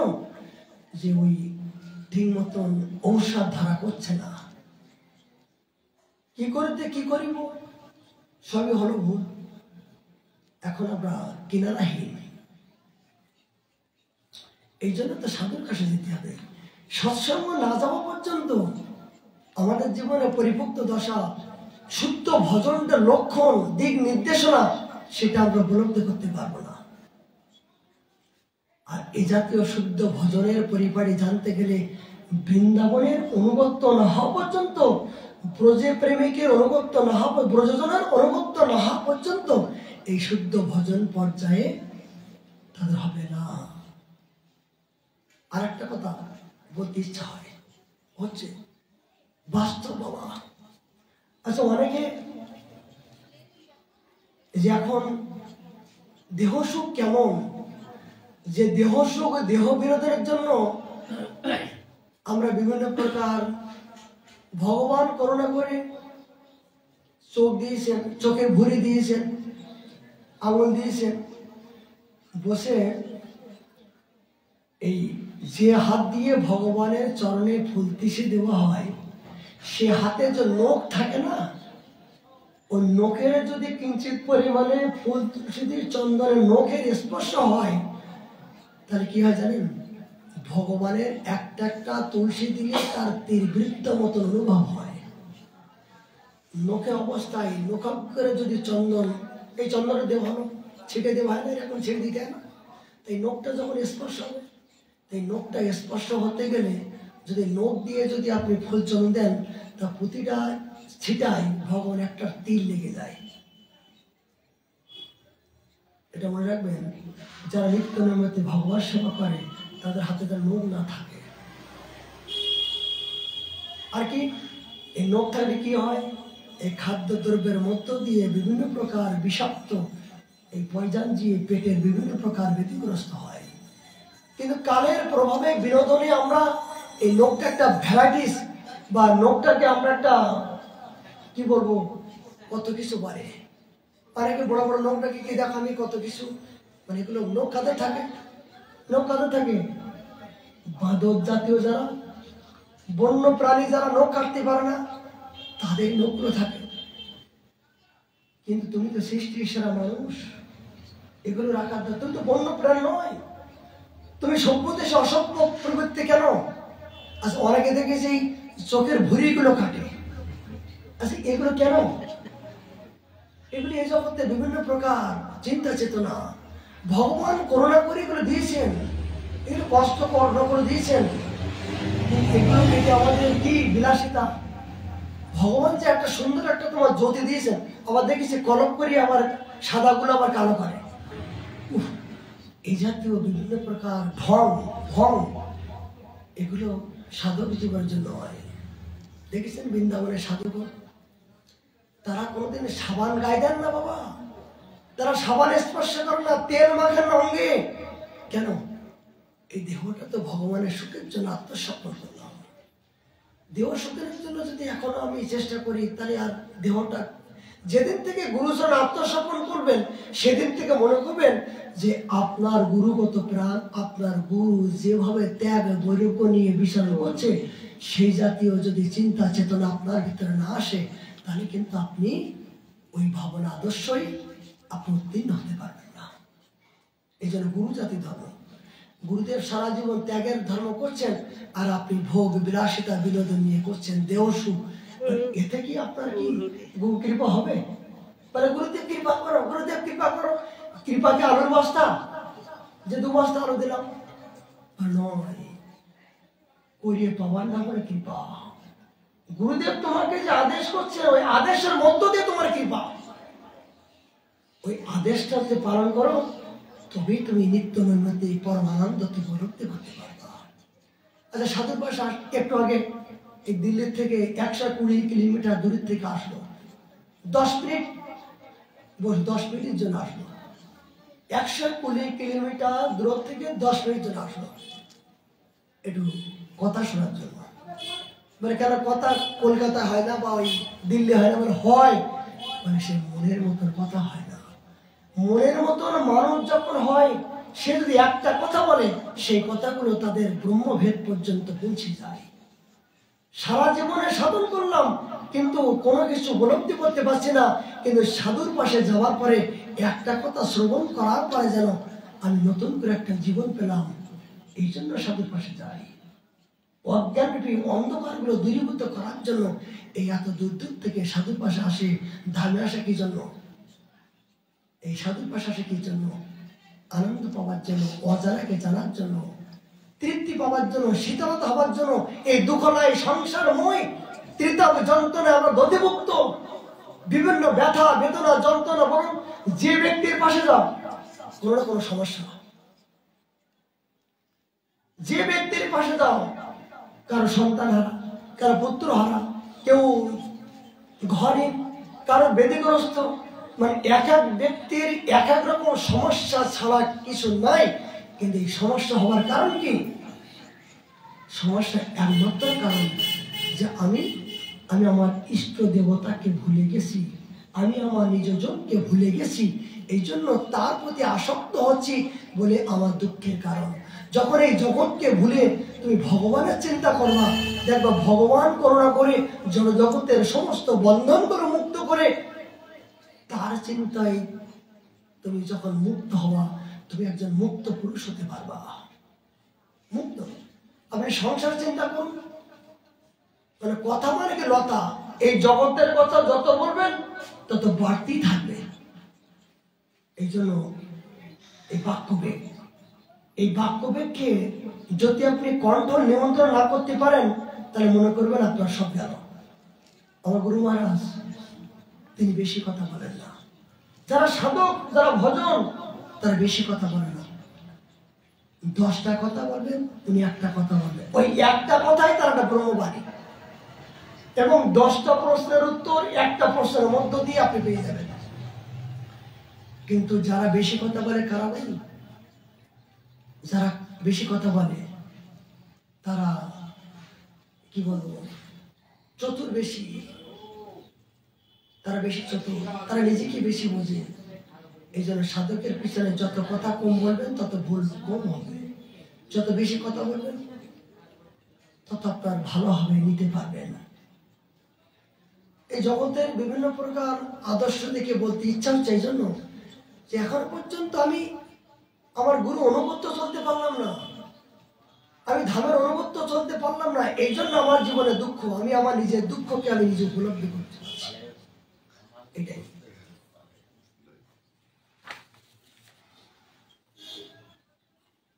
ভগবান করুণা করে এই দেহটা দিয়েছেন, এই দেহের উপর আপনি যত মেকআপ দিলেন, কিন্তু মেকআপটার জন্য মেকআপটা দিয়ে আপনি জগৎকে আপনি বশীভূত করলেন, কিন্তু পরে তো আপনাকে এই জরাবেদি এই দেহটা সর্বক্ষণ থাকবে না। এই দেহটার প্রতি এত মোহ, এই আলু পটল বাজার থেকে নিয়ে আসবেন, 5 দিন থাকবে, ঘরের ভিতরে শুকায় যাবে, পচবে না, পোকা হবে না, কিন্তু এই দেহটা এই কাঁচামালের চেয়েও আরো ঘৃণ্য। আজকে আপনি মারা যান, কালকে আপনার দেহটা পচন হবে, পোকা হবে, কীট হবে। সাদের স্ত্রী সজ্জন তারা দুর্গন্ধ মনে করে ঘরের বাইরে বাইরে করবে। তাহলে বলুন তো, যে তরি তরকারিগুলো কাঁচামাল মনে করছি, তরি তরকারি কাঁচামাল না, এই যে দেহটা কাঁচামাল, এই দেহটা পচা জিনিস নিয়ে আমরা ভোগ বৃত্তি করছি, আর তার প্রতি আমরা আসক্ত হচ্ছি এত কেন? আজকে যার প্রতি আসক্ত হচ্ছ, কালকে তো তোমাকে দুর্গন্ধ করে আজকে ঘর থেকে বাইরে বের করে দেবে। এই দেহটার মোহটা কেন দেখাতে পারছে না?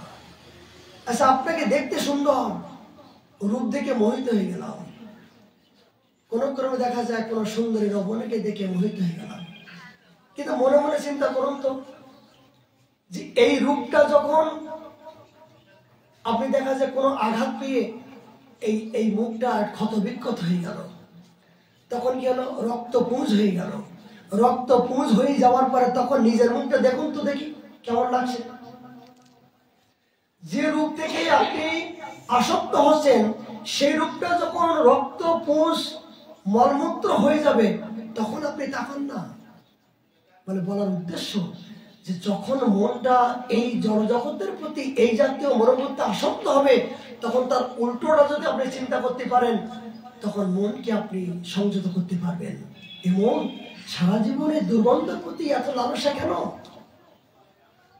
দেখতে যদি হয়, আচ্ছা আপনি সাধুর কাছে আশীর্বাদ নিতে আসছেন, সাধু মাথা হাত দিয়ে বললো যে আমি আশীর্বাদ করলাম, তথাস্ত দীর্ঘজীবী হও। আচ্ছা, সাধু আশীর্বাদ করো দীর্ঘজীবী হও, এইটা হবে?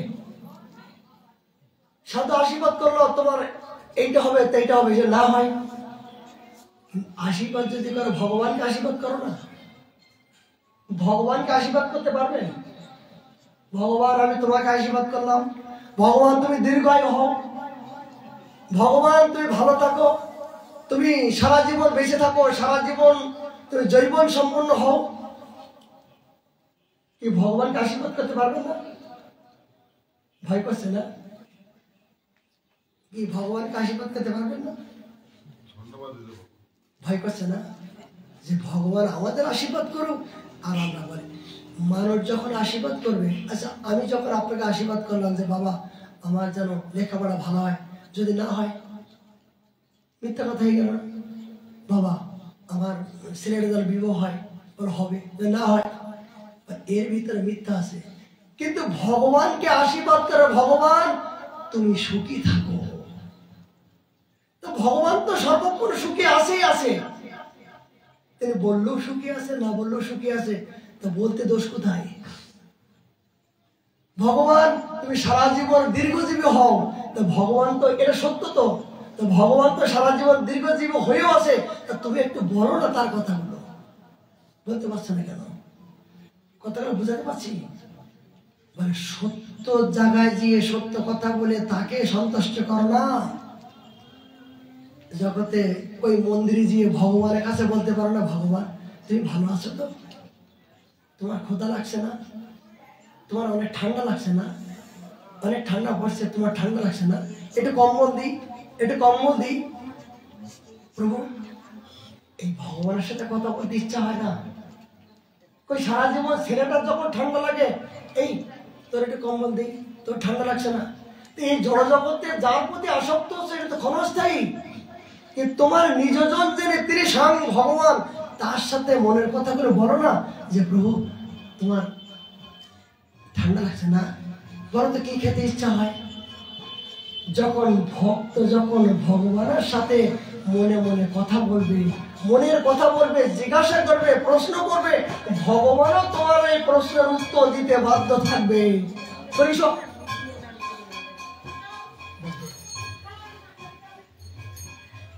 বলে কি বলে, ভগবানের মন্দিরে যখন বলে ভগবান তুই বলো তো কি খেতে ভালোবাসো, ঠাকুর তোমার শীত লাগছে না, এই যে তার কাছে জিজ্ঞাসা করছেন, বলে জিজ্ঞাসা করলে বলবো, অবশ্যই বলবে।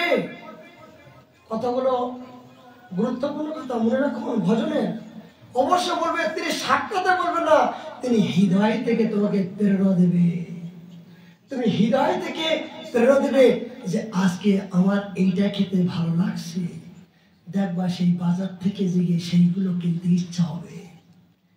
এমনকি ভগবান যখন ভিতর থেকে প্রেরণা দেবে, তখন দেখা যায় ভগবানের ঠান্ডা লাগছে, তার পরের দিনকে বাজার থেকে কম্বল নিয়ে, ঠাকুর আমি যে 2-3টে কম্বল গায়ে দেই, তোমাকে একটা কম্বলে ঠান্ডা লাগছে না, আমি আর একটা কম্বল দিয়ে দেবো।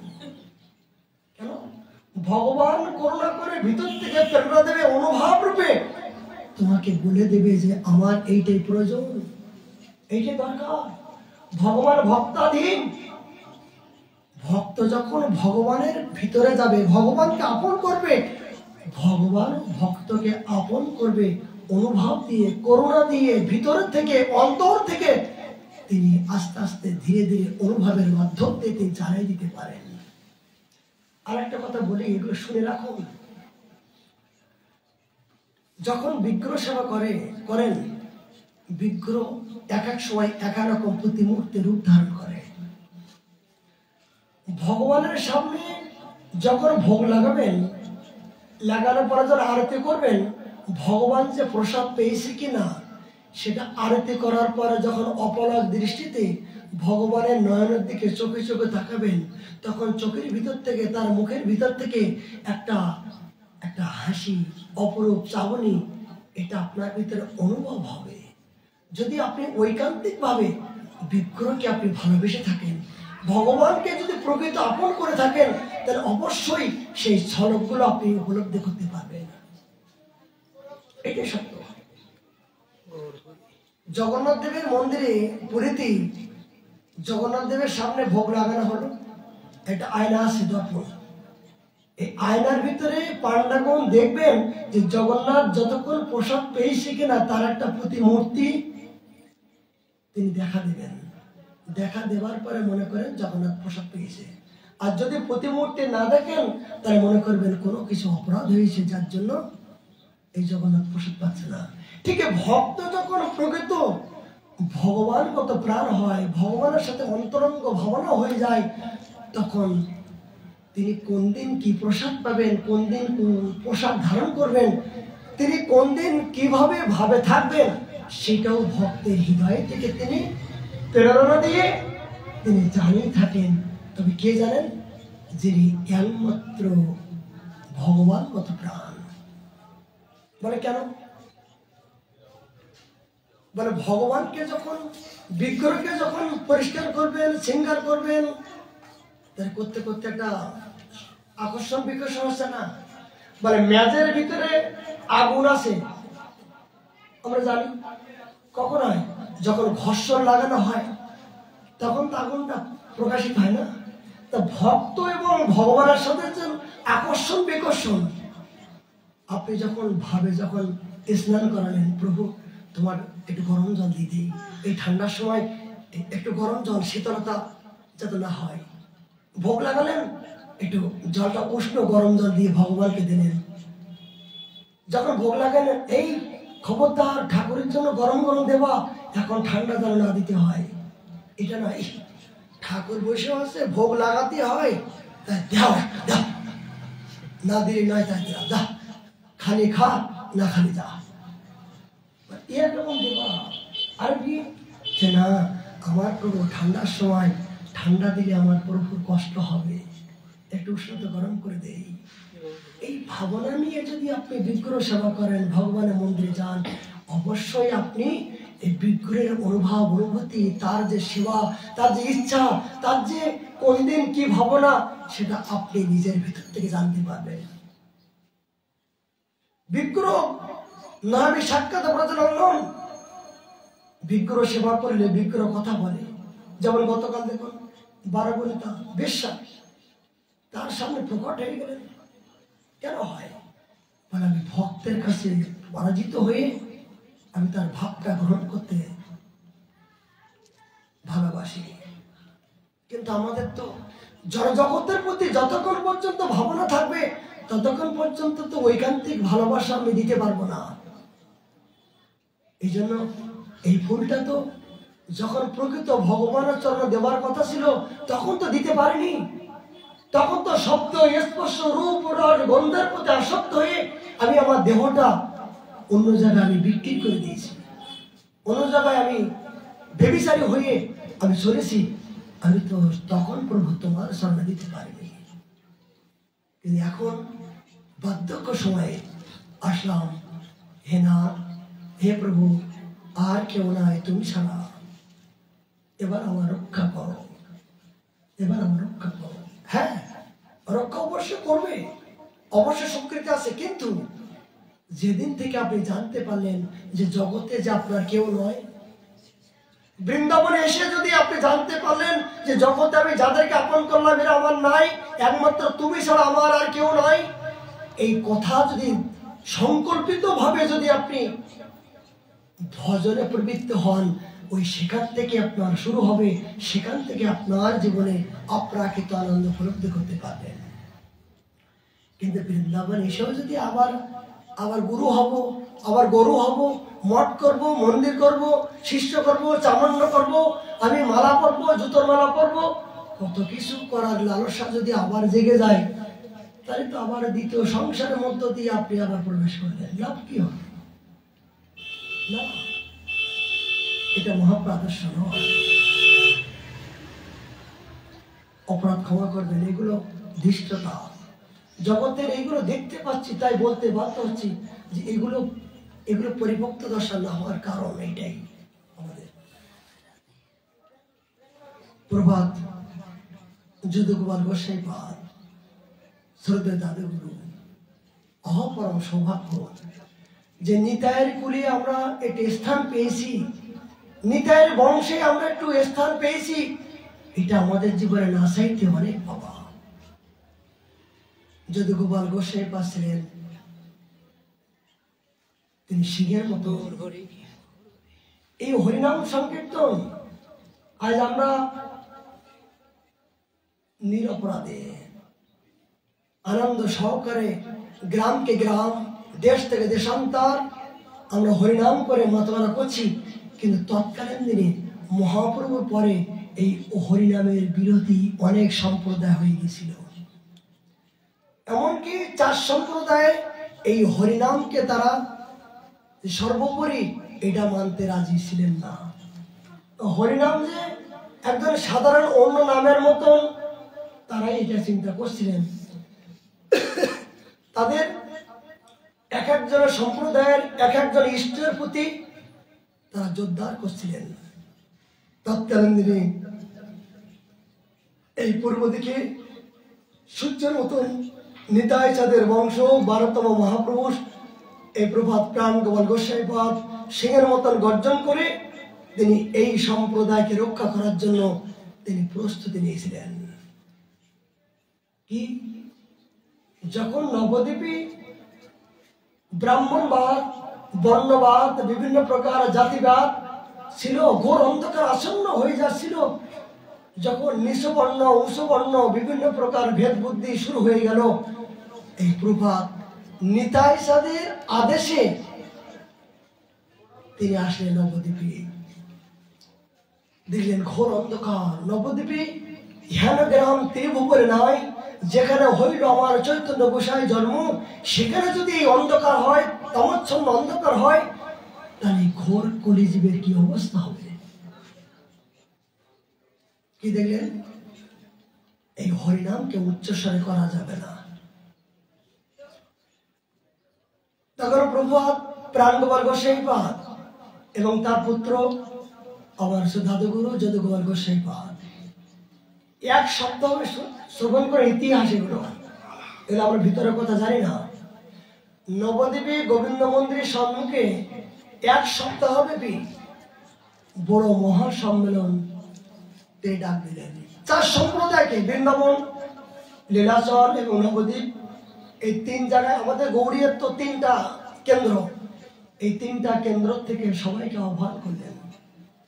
সমস্ত মহন্ত, সমস্ত মহাজন সবাইকে আহ্বান করে তারা একটাই প্রশ্ন বলল, হরিনাম যে সর্বোপরি যুগধর্ম এবং কলিজীবের একমাত্র উদ্ধার হবার পরম উপায় হরিনাম সংকীর্তন, এটা কি আপনারা মানেন? বলে না, আমরা মানতে চাই না। বলে প্রমাণ দেখান। এই 1 সপ্তাহ ব্যাপী বিভিন্ন পুরাণ, বিভিন্ন প্রকার বেদ পুরাণ, কোথায় হরিনাম ছিল, কোন শাস্ত্রে, কোন প্রাণে, কত নম্বর শ্লোকে, কত নম্বর টিকা, 1 সপ্তাহ ব্যাপী প্রভাত প্রাণগোপাল গোসাইপাদ এবং আমার দাদুগুরু যদুগোপাল গোসাইপাদ তারা বিভিন্ন তর্ক বিতর্ক করে শাস্ত্র সিদ্ধান্ত দিয়ে যখন সমস্ত সম্প্রদায়কে জানালেন, তখন তারা মাথা নিচু করতে বাধ্য হলেন। মাথা নিচু করে বাধ্য হয়ে পরাজয় স্বীকার করলেন। বলে পরাজয় স্বীকার না, লিখিত দিন। লিখিত দিতে বাধ্য হলো এই নবদ্বীপে গোবিন্দ মন্দিরের সামনে, যে আমরা এই 4 সম্প্রদায় লিখে দিলাম যে হরিনাম সংকীর্তন সর্বোপরি যজ্ঞ, সর্বজীবের জন্য, সমস্ত জগতের জন্য। তারা লিখে দিতে বাধ্য হলো। সেই এখনো সেই কাগজ ডকুমেন্ট এখন আমাদের কাছে আছে। এই জাতীয় সমাজ, সম্প্রদায়, নিয়ম আমাদের প্রভাতগণ যেভাবে রক্ষা করেছেন, এগুলো আমাদের বড় গর্ব। সেই সম্প্রদায় কিঞ্চিত পরিমাণে আশ্রয় গ্রহণ করতে পারলাম, এটা আমাদের জীবনে না চাইতে অনেক কিছু পাওয়া। প্রভাত প্রাণগোপাল গোসাইপাদ তিনি বৃন্দাবনের তটস্থ রাধারমন আছে না, রাধারমন মন্দির, প্রতিদিন রাধারমন মন্দিরে তিনি পাঠ করতেন, তার নিত্য নৈমিত্তিক পাঠ। প্রভাত প্রাণগোপাল গোসাইপাদ ছিলেন পাঠক সম্রাট। পাঠক সম্রাট, তার শাস্ত্র, তার ব্যাখ্যা, তার টিকা টিপ্পণী, আর দ্বিতীয় বেদব্যাস আজ প্রভাত প্রাণগোপাল নাম করে জগতে এসেছেন। যখন ওনার কথা যারা শ্রবণ করতো, সবাই বলতো যে বেদব্যাস কি, সুখদেব গোস্বামীপাদ কি আবার নতুন করে আমরা পেলাম। তিনি যখন একটা একটা শব্দ উচ্চারণ করতেন, গাছের পাতা পর্যন্ত ঝরে যেতেন। কত বিদ্যান, কত মহাপণ্ডিত, মানে কত বড় বড় মহান ব্যক্তি তারা পরাজয় স্বীকার করেছেন প্রভাতের কাছে। বিভিন্ন ব্যাখ্যা, বিভিন্ন সিদ্ধান্ত, বিভিন্ন টিপ্পণী, যেন কোথাও অনর্গল বলতেই আছেন। এগুলো তো প্রভাত প্রাণগোপাল গোসাইপাদ যখন স্কুলে গেছেন, বলছে এই তুমি পড়াশোনা করে এসছো? তো বলছে এগুলো তো আমার আগের জন্মে পড়া আছে। বলে পড়ো তো। বলে স্যার যেগুলো পড়া দিয়েছেন তার আগের থেকে, স্যারের আগের থেকে পড়ে তিনি মুখস্থ করে দিয়েছেন। বলে কোথার থেকে পড়লে? এগুলো তোমাকে তো পড়া দিইনি। বলে স্যার এগুলো আমার আগের জন্মে পড়া ছিল। বলে আপনি আমাকে যে পড়া দেবেন, যা শেখাবেন, তা তো আমি আগের জন্মে শিখে এসেছি, আগের জন্মে পড়ে এসেছি, নতুন করে কি পড়বো? তো কেন স্কুলে এসছো? বলে জাগতিক কর্ম না করলে নয়, তাই আমি এসেছি স্কুলে মাত্র। এগুলো নিতাইয়ের বংশ, তো নিজজন, তারা পার্শ্বদ। নিতাই নিজজন জগতে এসছেন জগৎকে কল্যাণ করার জন্য।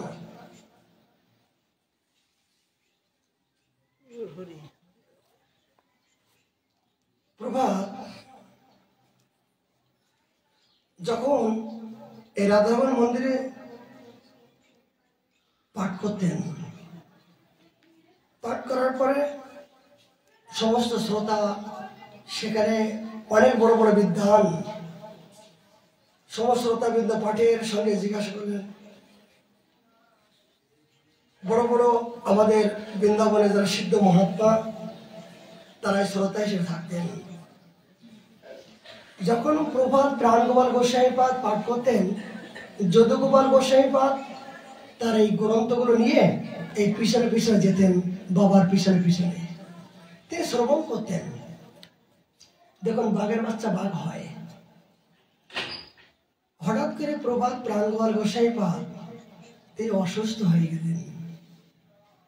তখন শ্রোতা বললেন, প্রভাত আপনি যে অসুস্থ হয়ে গেলেন, তাহলে আপনার সন্তান আমাদের প্রভাত যদুগোপাল গোস্বামীপাদ আসছেন, ওনার মুখ দিয়ে আমরা একটু কৃষ্ণ কথা শ্রবণ করতে চাই।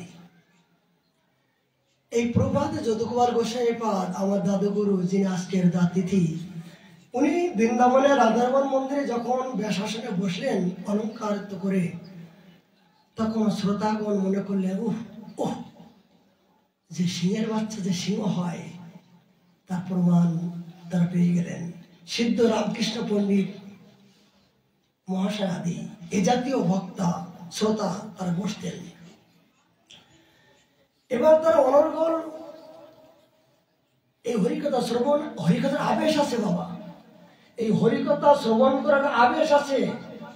তার একটা মুহূর্তে যারা হরিকথার প্রতি যাদের একবার আবেশ এসে গেছে, তারা আর জগতে সময় আসলে থাকতে পারবে না। কেন? এটা নেশা। জড় জগতে যদি বিড়ির নেশা হয়ে যায় না, তা হরিনামের মধ্য দিয়ে বসলেও যদি একবার নেশা এসে যায়, তাহলে হরিনাম তার কাছে তুচ্ছ হয়ে বিড়ির পিছনে ছুটতে শুরু করে। আচ্ছা, অনেকে দেখা যায় যে বলে আমার এই বিড়ি না খেলে পায়খানা হয় না। অনেক আছে, নেশা এমন এক বস্তু যে বিড়ি না টান দিলে পায়খানা হয় না। দেখেন কত বড় অসভ্য, যে বিড়ি না খেলে পায়খানা হয় না। তার নেশাটা তার জীবনের চেয়েও নেশাটা কত বড় বলবান হয়ে গেছে। কিন্তু এই নেশাটা যদি হরিকথার প্রতি জীবনে কার হতো না, যে হরিকথা না শ্রবণ করলে আমার ঘুম হয় না, হরিকথা না শ্রবণ করলে আমার মন ভালো লাগে না, এই মনোবৃত্তি যদি যার একবার হয়েছে না, তার তো বন্ধন মুক্ত হয়ে গেল না। তৎকালীন দিনে বৃন্দাবনে নিষ্কিঞ্চন সাধু, যেমন এই দাস, একবার বংশীপাঠে গিয়েছিলাম, যাওয়ার পরে দেখি ঠিক 4টের থেকে অনেক ত্যাগী সাধু, তারা 4টের পরের থেকে সাধুর সঙ্গে এক জায়গায় ইষ্ট গোষ্ঠী তারা বলবে। এই বিভিন্ন প্রকার ভজন উপদেশ, বিভিন্ন প্রকার সিদ্ধান্ত, রাগ অনুরাগ ভজন, আজকে তোমার কি চিন্তা চেতনা হলো, কোন জাতীয় মনোবৃত্তি হলো, এই ইষ্ট গোষ্ঠী শুরু করে। কেন? এই হলো প্রকৃত পরমাত্মার ক্ষুধা, এই হলো সাধনের আমাদের মনের আনন্দ, অপ্রাকৃত আনন্দ। কোথায়? এই সাধু সঙ্গে হরিকথা। তা প্রভাত যদুগোপাল গোস্বামীপাদ যখন হরিকথা পরিবেশন করলেন, এক সপ্তাহ পরে প্রভাত প্রাণগোপাল গোস্বামীপাদ আসলেন যখন, তখন শ্রোতাগণ বলেন, প্রভাত যদি কিছু না মনে করেন, বলে কি? এতদিন তো আপনি আমাদেরকে হরিকথা শ্রবণ করালেন, আপনার এখন বয়স হয়ে গেছে, আপনি একটু বিশ্রাম করুন। দেখুন, পিতা হরির কথা শ্রবণ করেছে, পিতার চেয়েও পুত্রের কাছে হরির কথা শ্রবণ করে তারা আনন্দ পাচ্ছে। বলে আপনি বিশ্রাম করুন। কেন? আপনার পুত্রের মুখ থেকে যে আমরা অমৃত শ্রবণ করছি, আমরা মনে করছি সাক্ষাৎ সুখদেব গোস্বামী, যেন আমি বৃন্দাবন তটস্থ আমরা দেখতে পাচ্ছি, তার কথার বাণী যেন আমরা বিভোর হয়ে যাচ্ছি। সেখানে অনেক পণ্ডিত প্রভার এখানে বলছেন, যদুগোপাল বাবাজির জীবনে পাঠে আমরা সকলে অধিক আনন্দ পাচ্ছি। অমলোক শাস্ত্রী, এই অমলোক শাস্ত্রী বলে একজন বিশিষ্ট 84 ক্রোশের বৃন্দাবনের বিশিষ্ট পণ্ডিত ছিলেন, বিচক্ষণ ব্যক্তি। মহাশয়ের কথা শুনে আনন্দে ডগমগ হয়ে পিতামহ প্রভা তাকে বললেন, অপরাধ বলছেন কি? এই পণ্ডিত বললেন, প্রভাত অপরাধ ক্ষমা করবেন। তখন প্রভাত বললেন, আমার তো গর্ব যে আমার পুত্র কে যে আপনারা জয় জয় করছেন, তাহলে আমার মতন গর্ব হওয়া উচিত। আমার মতন সৌভাগ্যবান কজন হয়েছে। কোন শিষ্য যদি ভজন করে তাহলে গুরুদেবের গর্ব হবে না, হিংসা হয়? বলুন তো, গর্ব হওয়া উচিত না? যে না, আমি যেটা করতে পারলাম না, আমার শিষ্য সেটা করছে, শিষ্য তো গর্ব হবে। অনেকের শিষ্যের জন্য গুরুদেব উদ্ধার হয়। কোন শিষ্য কোন ভাগ্যক্রমে বৃন্দাবনে বাস করে ভজন করছেন, কিন্তু গুরুদেব এখনো পর্যন্ত বাংলায় বিভিন্ন প্রকার শিষ্যের বাড়িতে একের পর এক সিরিয়াল বাই সিরিয়াল মানে খেতেই আছে, চলতেই আছে, আর দক্ষিণের পিছনে ছুটতেই আছে। আর শিষ্য বৃন্দাবনে নিষ্কৃষণ ভাবে ত্যাগ বৈরাগ্য নিয়ে ভজন করে তিনি ওইখান থেকে ভজনের আবিষ্কার করেন। তাহলে শিষ্য যদি ঐকান্তিক ভাবে ভজন করেন, গুরুদেব যদি বিবাহ প্রবর্তের মধ্য দিয়ে যে কোনো ফেসেও যায়, আর শিষ্য যদি ভজন করতে করতে যদি গুরুদেবের কথা চিন্তাও করে, তাহলে শিষ্যর মাধ্যম দিয়ে গুরুদেব হত্যা হওয়ার সম্ভাবনা আছে। কেন? ভজনের প্রভাবে, গায়ের বলে নয়, শক্তির বলে নয়, ভজনের প্রভাবে পিতাও পুত্র হয়, পুত্রও পিতা হয়। যেমন প্রহ্লাদ মহারাজ, যে প্রহ্লাদ মহারাজের জন্য তার পিতা, তার কুল, তার জাতি, তার বংশ উদ্ধার হলো কেনা বলুন? পুত্রের মাধ্যম দিয়ে জাতি কুল উদ্ধার হলো কেনা? কিভাবে? তপ বলে, সাধন বলে, তপস্যা বলে, ভজন বলে, গায়ের বলে নয়, গায়ের বলে নয়, বুক বলে নয়, ভজন বলে। যেই ভজে সেই সার, যে না ভজে সে বড় ত্রাসা। যে ভজন করে তিনি ছোট হতে পারেন, আবার বড় হতে পারেন, তিনি বৃদ্ধ হতে পারেন, বালক হতে পারেন। একজন ৫ম বছরের বালক, তার কাছ থেকে আমার অনেক শিকার আছে, তার নিকট থেকে আমার অনেক জানার। কেন? তিনি এমন কিছু কিছু কথা কেন জানাচ্ছেন? তিনি আগের জন্য ভজন করেছেন, তিনি আগের জন্য শিক্ষায় শিক্ষিত হয়েছেন, এই জন্য তিনি এই জগতে ভজন বিষয়ে তিনি কথা বলতে বাধ্য হচ্ছেন। কিন্তু আমি বুড়ো হয়ে মরে গেলাম, এখনো পর্যন্ত হরিনাম আমি বলতে পারছি না। কোনো সত্য কেন? অনেক ছোট ছোট বাচ্চার মুখ দিয়ে বাবা অনেক কিছু কথা আমি শুনতে পাই, মনে হয় এর আগের জন্মে ভজন করেছেন, আগের জন্মে সৎসঙ্গ করেছেন, এই জন্য এই জাতীয় কথা এই ছোটবেলা থেকে তারা শুরু করেছেন। কিন্তু আমি বুড়ো বাদর হয়ে গেলাম, এখনো পর্যন্ত সাধন কি, সাধ্য কি, কাকে ভালোবাসবো, ভগবানকে, এই কাণ্ডজ্ঞান এখন পর্যন্ত আমার হলো না। এদিকে চুল পেকে গেলাম, শ্মশানে যাবার সময় হলাম, বলো তো বাবা তোমার ভগবানকে? বলে হবে একজন, আর কি? বলে কি করলে উদ্ধার হবা? বলে কি করলে উদ্ধার হবো? এখন আমি চলবো কেমন করে, চলতে পারছি না, কি খাবো, আমার ক্ষুধা লাগছে, সেই জন্য আমার মন ব্যস্ত। মানে জরাজীর্ণ অবস্থায় তখন দেহটার দিকে আপনি চালাবেন, এখানে ব্যথা, ওখানে ব্যথা, এখানে কোমরে ব্যথা, সেই ঠেকাবেন না হরিনাম করবেন, না সাধু সঙ্গ করবেন? বলে যখন সময় ছিল তখন তো তুমি কাজে লাগালে না। দুর্গন্ধ ফুলটা যেগুলো যখন কাজে লাগে না, ঘৃণা করে, তখন ভগবানের দিকে দেওয়ার জন্য তোমার ইচ্ছা হয়েছে। এই জন্য ভজ ভজ মন গোবিন্দ চরণ। প্রভাত গর্ব করলেন যে আমার যদুগোপাল যে সবার কাছে পূজনীয়, তার কথা শ্রবণ করার জন্য আপনার লালসা, আমার তো সৌভাগ্য, আমার তো সৌভাগ্য। প্রভাত গর্ব করলেন। তিনি বললেন সবার মাঝে যে আমি প্রকৃত এই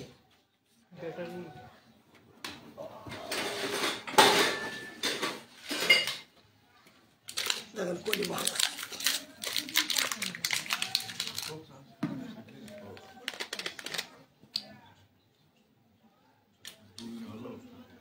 একটা কল দেখেছেন কেমন আমাদের জীবনটাকে দপ করে এরকম নিভে যাবে।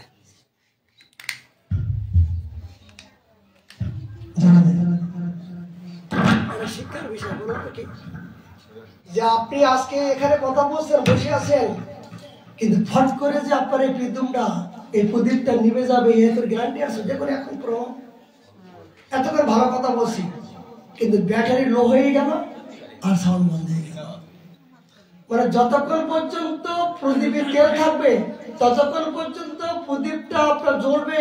আমি মানুষ, আমার এই সম্পদ ওই সম্পদ এতগুলো অভিমান করবেন, কিন্তু প্রদীপের তেলটা যখন ধপ করে ফুরাই যাবে তখন ধপ করে আপনাকে নিতাই গৌর হরি বল রাম নাম সত্য। দেখুন এখন এই ব্যাটারিটা কমে যাওয়া মানে কি? আমি যে এখন কথা বলতে পারছি, এরপরও 1 সেকেন্ড পরে যে আমি কথা বলবো এমন কোনো গ্যারান্টি নাই।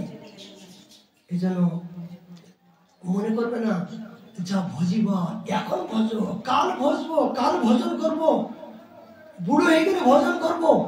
এগুলো ধৃষ্টতা, এগুলো আমাদের মূর্খ অজ্ঞানতা ছাড়া আর কিছু নয়। প্রভাব প্রসন্ন হয়ে গেলেন। তখন বৃন্দাবনে এই কুম্ভ মেলা হয়েছিল, কুম্ভ মেলা। তিনি মনে করলেন এই 4 সম্প্রদায় হরিনামকে তারা মেনে নিতে চাচ্ছেন না। প্রভা চিন্তা করলেন এই আমার মহাপ্রভু আদর্শ কোথায় আমি প্রকাশ করব। এই যমুনার তটে এই কুম্ভ মেলা প্রতি 12 বছর পর পরে কুম্ভ মেলা হয় বৃন্দাবনে।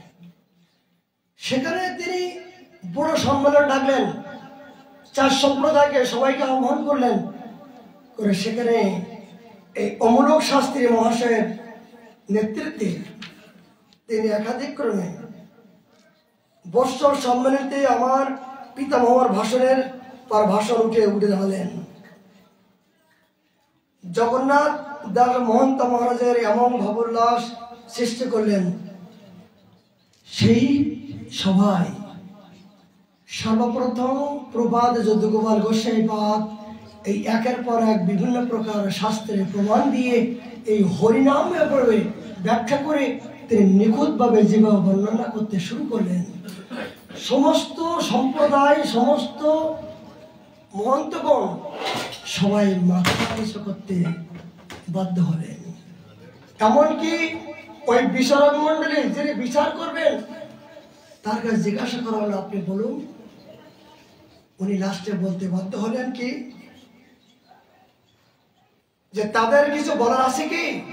উত্তরে তারা যখন সম্মেলন প্রকাশ করলেন, শ্রীযুক্ত সর্বমোটাই এই জনসমুদ্রের মাঝখানে দাঁড়িয়ে উৎকণ্ঠ কণ্ঠে বিচার মন্ডলী রায় ঘোষণা করলেন যে শ্রী নামে তিনি ঘোষণা করলেন যে এরপরে লিখিত হয়েছে এক ব্যবস্থাপত্র, যে স্বাক্ষর করেছিলেন যে সমস্ত ভারতের শীর্ষস্থানীয় পণ্ডিতগণ, মহাত্মাগণ, পাঠকবর্গের উল্লাস বন্দনার্থে এই নিম্নলিখিত কুম্ভ মেলায়, এই কুম্ভ মেলায় সমস্ত 4 সম্প্রদায় লিখে দিতে বাধ্য হলেন যে হরিনাম সর্বোপরি সমস্ত জীবের জন্য, সমস্ত জগতের জন্য, স্থান কাল পাত্র বিধি নিয়ম সবার জন্য প্রযোজ্য। এই প্রভুপাদের করুণায়, আমার দাদুগুরুর করুণায় এই হরিনামটা সর্বত্রে আমরা পাওয়ার মতো সৌভাগ্য পেলাম। তবেই তো আমরা আজকে হরিনাম প্রাণ খুলে গাইতে পারছি। তা নাহলে এই হরিনামটা বিরোধী ছিল। অন্যান্য সম্প্রদায় বিভিন্ন প্রকার ভাবে আমাকে বিভিন্ন প্রকার ধ্বংসের দিকে নিয়ে যাওয়ার চেষ্টা করছিল, কিন্তু আমাদের এই প্রভাত যদুগোপাল গোস্বামীপাদ, প্রাণ গোপাল গোস্বামীপাদের কৃপায় অপার করুণায় এই হরিনামকে আমরা সর্বোপরি সম্মান আমরা পেলাম। এই জন্য সময় তো কম, বলতে অনেক কিছু ইচ্ছা হয়, কিন্তু সময় তো কারোর জন্য অপেক্ষা করছে না। প্রভাত যদুগোপাল গোস্বামীপাদ, দাদুগুরু, হয়তো তোমার কোলে আশ্রয় গ্রহণ করেছি, কোনো কোনো জন্মের স্বীকৃতি ছিল তাই। আজকের দিনে, আজকের তিথিতে তুমি এই বৃন্দাবনে তটস্থ আসো, যদি কোনোদিন ভুলে যায় তোমার কুলের তুমি একমাত্র নিজজন বান্ধব, যদি মায়ার জগতে পড়ে কোনোদিন ভুলে যায়, তুমি কৃপা করে যেন এই দাস ও দাসকে ভুলে যেও না। তোমার চরণে এই মিনতি, এই আকাঙ্ক্ষা, এই অনুরোধ প্রার্থনা রেখে আজকের মতন হরিকথা বিশ্রাম। তুমি কৃপা করে তোমার সচরণবিন্দু দিয়ে এই যুগল ভজন থেকে যেন বঞ্চিত করো না, এই প্রার্থনা রেখে আজকের মতন হরিকথা বিশ্রাম। মহাপুরু করোনা হলে আমরা আগামীকাল আবার 4টার সময়। অপরাধ ক্ষমা করবেন, অনেক কিছু বাস্তবের কথা বলতে যাচ্ছি, জীবের দুর্দশা বসতে কোনো ভুল ত্রুটি হলে ক্ষমা করবেন। জয় জয় রাধে কৃষ্ণ গোবিন্দ, জয় জয় রাধে কৃষ্ণ গোবিন্দ, রাধে গোবিন্দ, রাধে গোবিন্দ, রাধে গোবিন্দ, রাধে গোবিন্দ, জয় রাধে কৃষ্ণ গোবিন্দ, জয় জয় রাধে কৃষ্ণ গোবিন্দ, জয় শ্যাম সুন্দর মদন মোহন বৃন্দাবন চন্দ্র, জয় জয় শ্যাম সুন্দর মাধব মোহন বৃন্দাবন চন্দ্র, জয় রাধা রমন রাজবিহারী শ্রী গোকুলানন্দ, জয় জয় রাধা রমণ রস বিহারী শ্রী গোকুলানন্দ, জয় রাধা কান্ত রাধা বীর শ্রী রাধে গোবিন্দ, জয় জয় রাধা কান্ত রাধা গোবিন্দ শ্রী রাধে গোবিন্দ, জয় রাধেশ্বরী বীর বীরায় ভালো